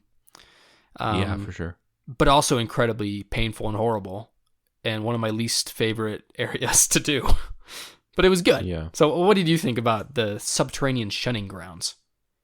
Very Dark Souls name, by the way. Yeah. I would call it Industrial Blight Town. That's great. Yeah, this definitely is like a painful place to be just because of mazes suck, man. Oh, yeah, and this one's really Mazes are hard the for me worst. at least. Yeah, mazes just suck, and then you got those big ogres, and you just have to like find your way through these mazes and loop around to open other doors and trying to make shortcuts. So yeah, it's just oof. I like it, but I hated it so much at the same time. Yeah. I wanted to be out of there because it just was so. Ugh. It's just a lot. It's just a lot. I feel like at this point in my playing through the game, I was just over it. Yes. Like, I want things to just be visible. Yeah. It's hard to see in here. Have some clue as to what's happening, where I'm going, what the end game is. I'm with you because I think that right about this time is when the fatigue begins to set in. You're probably 40 hours in, 30 hours into the game, you know. Yeah. Yeah, I was starting to get over it for sure. But yeah, that's how I feel about it. That's how you should feel about it, so that's okay. It's not. And I think you fight the dung eater here also. That's what I've heard. I honestly had no idea. I've never fought the I forgot dung where eater. you fight him. I did fight him. Which dung Yeah, eater? I'm pretty sure. The lonesome dung eater. Lonesome dung eater. That's right. All right. What's next, buddy? The best area, mountaintop of the Giants. What do you think of this stinkhole? Get rid of it. This is the worst area in the entire game. Vast emptiness. Nothingness. Are those your words? Vast, empty There's nothingness. Yeah, there's nothing to do here. There is just, you start and then you gotta make your way to the end. Yeah, it's like... Legit all there is. It feels Besides like... that, there's frozen lobsters that shoot lasers at you. Even worse. Like, I think... Admittedly, I do not hate this, like, dichotomy between, like, the lower parts that are between the pillars and, like, these raised parts that have interesting stuff to do. Mm-hmm. I mean, there are things I like. Like, I really liked the puzzle where you had to, like, figure out that there was an invisible bridge to go get your memory stone in the tower. Did you ever do that? Is that the one where that invisible enemy is I don't think it's... lurking around? I don't think so, no. It's just, like, there's a bridge, but you can't see it, so you have to, like, drop shards on it. Oh, yeah. No, I like that one. Like, I thought that was cool. You know, it's really cool to have moments like that where the community, you know, you see the messages and you're like, oh my gosh, I can go out there. Like, that was really cool. The dumbest tree avatar is there where it's just two. It just duplicates at one point in the fight. It's also where your favorite boss is, Commander Nile. Yeah, Commander Nile's there in that dungeon area. Mm-hmm. But yeah. Which... it's like one of my least favorite dungeons. It's probably the hardest part of the game is dealing with those knights. Definitely. Man, it's such a waste of space. I'm with you. It's easily like, my least favorite area. This is, for those who are maybe wondering, this is the third of the game I wish wasn't in it. Yes. The only good thing about it is Fire Giant. Oh, Fire Giant is great, though. Yeah, the Fire Giant and then the bowl that they got, the Ember Bowl or whatever. Yeah, the Fire Bowl. What's it called? I don't even know. What was he protecting that you're trying to get to? Big bowl for Melina to stand on and burn herself. That's what I call it. Yeah, that's great. Fire basin. Yeah, the fire. That sounds like it's right, Chris. You probably name it that. Yeah, that is the only good thing about it. What they should have done is, as soon as you get to the mountaintop of giants, is just that walk up towards Fire Giant. That would have been cool. Just a true boss rush. Yeah. You go up the elevator from Altus Plateau, and then you just run through the fog, and then it's just the boss is walking towards you. Uh-huh. It would have been like a very Shadow of the Colossus feeling. I could have dug that. I would have, it would have been cool. But instead, no, they decided to make an area twice the size of Limgrave and Caelid combined, and put nothing in it. I'll say with a eighth of the content. Yeah, it's the worst. I'm with you, man. It's random up there. Like, I think they should have cut down the stuff that was up there by at least 50%, and then it would have been a lot better. And everything's so far apart. Yeah, dude. Speaking of empty, how do you feel about the consecrated snowfield? My 3 words are, I can't see. Yeah, it's just... It's just the same. It's just... I don't care. It's just empty. It was it's so weird. done. Mm-hmm. I just ran through it. Yeah. I didn't fight any enemies here. I'll tell you what. I didn't fight a single enemy besides, like, the one where Commander Nile is. And then, like, those stupid idiots, those snipers in that one area where you have to, like... Light the torches? Oh, I hate that area. Dude, I love that area. It's the worst. Dude, it's the best. Like, so, this is the thing. I think I have more kind opinions for this area, the area that follows it, and the mountaintop, because I was playing through the entire thing with Wyatt, and so even when we had to do things separately, like we have to do the torch thing separately, you can't do that in co-op. It was just so fun, like racing with Wyatt, trying to figure out, number one, what you're even supposed to do, and then like how to do it. It was just it was like a really cool experience, like figuring out how it works without any instructions. Mm-hmm. It was like, I know that sounds dumb, but it's like, man, just the figuring out a puzzle on your own. Like, wow, how empowering that is, you know?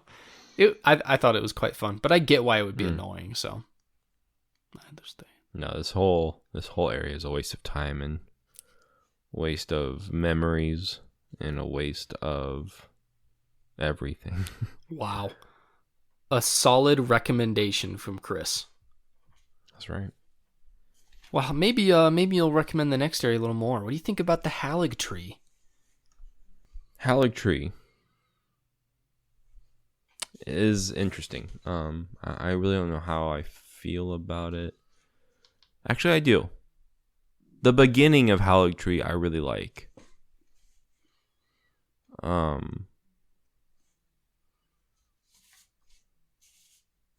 Actually, I don't know. I might be thinking of Crumbling Azula. So Halig Tree, you start on the branches. You make your way down past the ants. You're on like these floating platforms supported by the branches. And then you fight Loretta. And then it's like Leyndell Part 2. It's like a straight up city. Okay, I like that part a lot. Yeah. I don't care for the branches. Reminded me of Uncharted 2. My least favorite Uncharted. Yeah, at this point, I'm like, this should have just been DLC. It definitely feels like a DLC area, and that's not a bad thing. I mean, From Software makes great DLCs. Yeah. But yeah, it feels like a DLC area.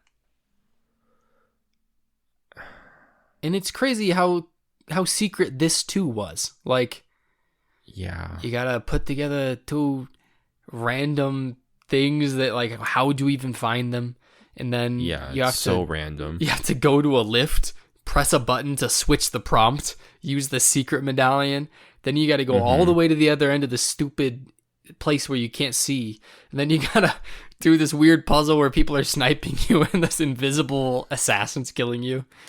It's pretty wild, like how secret it is, you know? Yeah. Yeah, Halig Tree, I wasn't a huge fan of. Halig, not for me. Was that your thing? Yeah. Well, you're a fool. Halig Tree. I want to be Halig free. Oh, no, don't say. I love Halig Tree. For me, my words are chef's kiss. Perfect. And I wrote evolution. I don't know what I meant. but I suppose Evolution. For me it was like Lanedale Capital, but even better. Like I liked it even more than Lanedale Capital, so it's like it evolved. I love this area. I just love it so much. I love everything about it. The things you find are cool. You can level up so many times just by going through it because everyone gives you so many runes. Millennia's here, who I grew to really enjoy. Millicent's quest ends here, and I think Millicent's probably one of my favorite NPCs. She's awesome. Just a great area. It's so cool. Being invaded here is kind of fun too, in both parts of it, the city and the tree part. It's great. I really enjoyed this area. It's probably my favorite area in the game. I'm glad. And man, we're down to the final area. Crumbling Farum Azula. What are your 3 words, my friend?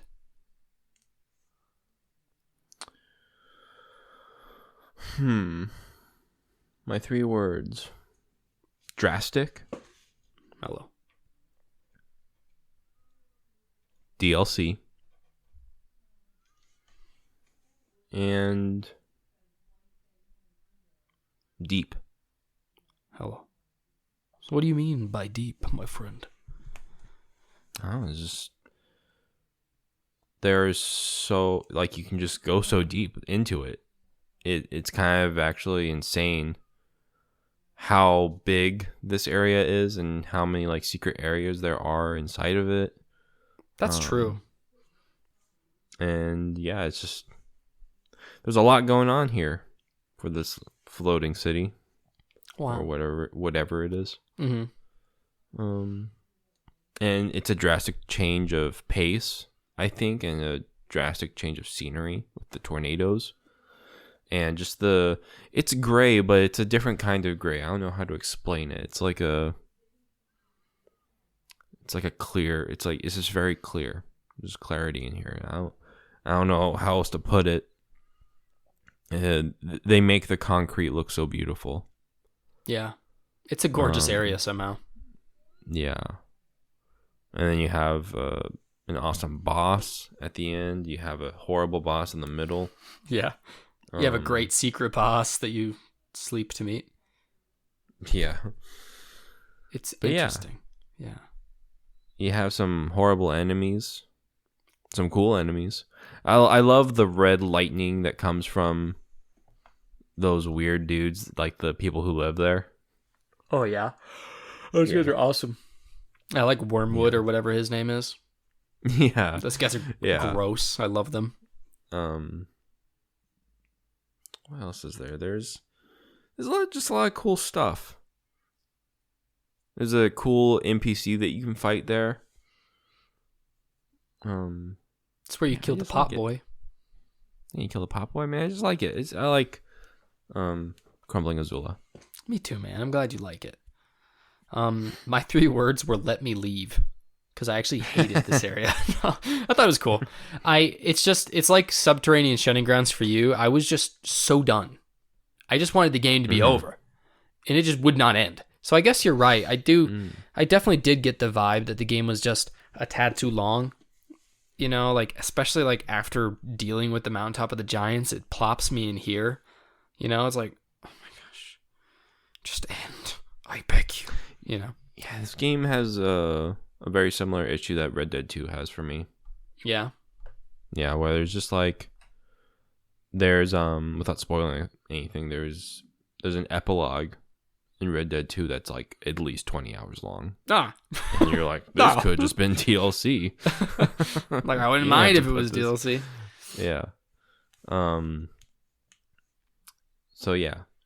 And I think this was one of the areas in the game where I was so done with it, but at the same time, it was kind of a breath of fresh air that was kind of like a little bit of a pick-me-up. I'm glad. For some reason. It got me through to the rest of it. Yeah. Especially with Placidusax, the boss. Yeah. Which is very cool. It is. It is very cool. I mean, it's certainly not a bad area by any stretch. Mm-hmm. I think it's a good semi-final area. You know? Yeah. I like that. Somehow it doesn't feel like the final area, but it really is the last area. Then you just have a boss rush of like 3 guys. So you just go to the Ashen Capital and bada bing, bada boom. But those are all the areas. So now we just have our... What about the Forbidden Lands? Oh, is that just like the area between the lift and Mountaintop? Oh, I'm thinking of the place where you find the dead Halig tree. The dead Halig or tree. dead Erd tree. Is it like It's underneath like the swampy. ground? Yeah. Oh, yeah, it's like the roots. Yeah, roots everywhere. It's where you find Fia, right? Yeah, and you fight the other dragon boy. Yeah, that area wasn't too bad. I had a lot of fun there with Wyatt because we used the Mimic Tier a bunch there. Mm-hmm. Or not the Mimic Tier, the Mimic Veil. Yeah. And so we would like both cycle through stuff until we both got like coffins. And then we would just like pretend to be coffins for like forever. Yeah. Oh, it was so funny. People would like look around and like couldn't find us, and we'd use it to like ambush people. So like we'd have like one person walk around and like wave, Dancing around, yeah. and then like one of us would be like mimic tearing as a tree, and then we'd like ambush them. It was so fun. so That's cool. those are my only memories of that area, other than like the awful triple boss, or I guess quintuple boss, where it's just a bunch of NPCs. Mm-hmm. But yeah, interesting It's area. kind of like that one area where it's all lava. I think you get there through a coffin. Yes, yeah, it's just like that with like the other Or lake it's of the rot. rot. Mm-hmm. Yeah, a bunch of rot. Miyazaki's dream. Yeah. Yeah, I guess that is everything. It's crazy, Wow. man. We freaking made Wow. it. Wow. We're free. We're free of this curse. I don't know. I have one fast one, and then we have our last couple questions to end on, okay? Perfect. All right, fast one. Who's the best shrine maiden, and why is it Melina? It's Ronnie. You make me sick. You know, Ronnie's just Melina's soul. You know that, right? Ronnie's quest is so heartbreaking and sad.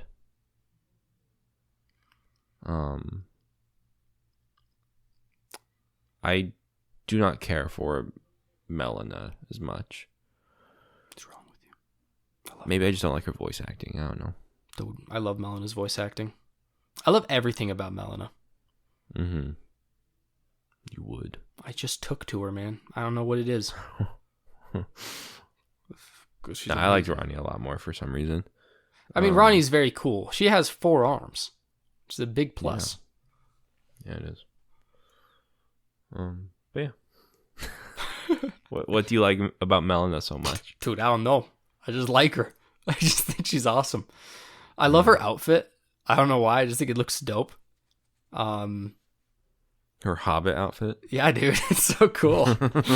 I just like that I feel like so you know how you have like Quimsaya or whatever the heck her name is in Dark Souls 2? Keemsala or whatever. She like follows you around. She meets you at places. I feel like Melina is a good version of that. Because right when you need her to be there, she shows up and has a conversation with you. Yeah. She's like a good Emerald Herald. That's what I'm saying, yeah. She's like the Emerald Herald, but it's good. And I just really felt a kinship with her, especially because she can fight Morgott with you, and you can just talk to her, and I like the way she looks. I think she's cool. And she sacrifices herself for what she believes in. You know, I thought that was really touching. Yeah. And she's like fiery, pretty freaking dope. You know, if you like if you do the frenzied flame ending or whatever, yeah, she's like, I will like hunt you down and kill you from the end of the earth or whatever. Mm-hmm. So that's pretty cool. I like that about her. Yeah. But yeah, I don't have a good reason. I just like her. So that's fine. She's awesome though. I changed my character to look exactly like her, so now I am Melina. And even though she's dead, she's not, because I am her. Yeah, that's great for you. It is. So let's do our real questions here. What order do we want to do these? We can talk about where this ranks among the other FromSoft games. We can talk about where we'd like the DLC to go. And what Start we want. there. Start there. DLC? Let's do DLC. it. I don't want it. Hello. I get that. I feel like this game came with DLC. Like what you said about Farm Azula and what you said about Haligtree, it really rings true. They feel like DLC. Mm-hmm. So yeah, I don't know. To be honest, I never want to have to play this game ever again. Dang. I don't think I want to either, but I yeah. In a good way, though, for me. I think it's not in a good way. But also in a bad way, because if I play any more of it, I'll be sick of it. I'm currently sick of it. So I'm like, I don't want to play this game anymore. Well, I am sick of it. Maybe that's the wrong word. I would start hating it. Hello. Or finding it boring. I've had my fun with it. I got the platinum. I'm done. I never want to touch it again. Just a nice memory. It is a complete game. And it doesn't need anything else. But granted, we're going to get one. You know? Man, I sure hope not. Dude, it sold so many copies. I feel like there's no way. Just make a sequel. Do you want a sequel? I don't think I want a sequel to Elden Ring, you know? No, I just want Bloodborne. Or something new. Like, I would be really down with if they did Armored Core again. More Ninja Blade? Yeah, or something. Whatever they did. I don't even know, man. I mean, I always love to see something new. A new aesthetic, you know? Mm-hmm. Overall, I mean, I guess this is the good transition into where this ranks. Because I think you and I are in the same boat in regards to not really wanting DLC, because it's like, I think it's good the way it is, and I couldn't tell you what it would be about. Mm-hmm. But what style do you like more? I mean, what do you prefer? Do you think Elden Ring is better than the other From Software games? Do you think it's even comparable? Where do you think it lands for you? I think it's comparable. And I do prefer the more linear or the more what you see is what you get of the other Soulsborne games a lot more. I like tight-knit, intricate level design. And I don't need to ride a horse. I really don't want to ride a horse. You know, like Torrent? I love Torrent. I mean, Torrent's great. Torrent's awesome. He's essential. But I would rather it be smaller, tighter, more intricate. Shorter. Shorter. Yeah, I agree with that. Less is more. Mm-hmm. So yeah. I don't know. What do you prefer? Elden Ring over other Souls? Like playstyle wise or gameplay wise? It's really hard to say. Because there are some things which I think are huge improvements. Like, I think that upgrading in Ashes of War works so much better in this than they do in Dark Souls 3. Mm-hmm. So, like, from that side of combat, I think it works better. I think jumping just works better in this. I think... Although I think the upgrading system, like Somber versus Smithing, is pretty wonky, and it's too hard to upgrade things if it's not Somber, but that's kind of beside the point. I don't know. For me, this game is obviously comparable. I think it's a From Software game. But at the same time, it's such a different experience, driven by totally different... Like, different things about it are enjoyable. Yeah. So, like, you know, it's hard for me to compare, because, like, the bosses in this are fine. The story in this is fine. But it's not the reason I played it. The reason I played it was to get the next view. And to check out what was over there. Whereas in Dark Souls 3, it's like... Or any of the Dark Souls, it's because I want to get to the next boss, or I want to... You know, I want to figure out what's going on, or whatever. So I don't know. Yeah. But I like it more than Dark Souls 3 and Dark Souls 2. I don't know if I like it more than Bloodborne or Dark Souls 1. Or Demon Souls. So it's like right in the middle. You know what I mean? Mm-hmm. It's a great game though. It's just so different. Like, and I think the other thing is me playing it with Wyatt, like, made it so much more fun. I think playing this alone would have been kind of a slog for me. Playing it with someone made it a lot better. And so, you know what I mean? It was a totally different experience for me because of that. Yeah, I think for me, it's just above Dark Souls 2 and 3. And then I think it would go, so like from bottom to top, Dark Souls 2, 3, Elden Ring, Demon Souls, maybe, Sekiro, Dark Souls 1, and then Bloodborne. That's a great ranking. I mean, for me, the top 3, you know, Demon Souls, Bloodborne, and Dark Souls, like, that could change any day. You know what I mean? But yeah, I'm with you. I think that's about right. I think Sekiro is probably the best of both worlds when it comes to how it plays. Yeah. And then, of course, it has its own parrying system that is immaculate. Yeah. Yeah. Because you don't have to press it 15 frames in advance. I have no idea how Sekiro works. Dude, Sekiro. So the more I think about Sekiro, I'm like, wow, that game was really good. And then I even played it for a little bit. I got to like the third boss really quickly, and I was like, dang, this game has some really tight gameplay. And that's because you only use one weapon. Mm-hmm. And yeah, the gameplay in that game is immaculate. Man, maybe it's in our near future, as in 5 months, because I still have to be Horizon Forbidden West. And Bloodborne. And you still need to play Slay the Spire. But yeah, I guess the last question would be, what do we want to see next? How do we even end on that? I want to see more Bloodborne, baby. And I don't want it to be open world. Yeah, I don't want another open world game. I want more Bloodborne. I don't know. I'll leave it to the powers that be. You know, leave it to the masters to figure it out. Mm-hmm. I won't be disappointed, that's for sure. Yeah, if I get another, even if we do get another Elden Ring, I'm not gonna be disappointed. I think it's a good game.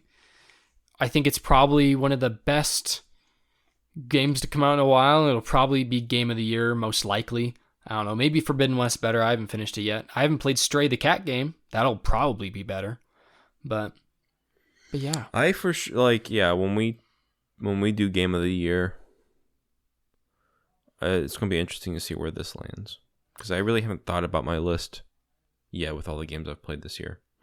This year's been a slow year for me, game wise and platinum wise. Yeah, I've only gotten like 10 this year. It's pathetic. No, I think I've only gotten like 4 or 5. That is actually quite bad for you. You should be ashamed. I feel like I'm playing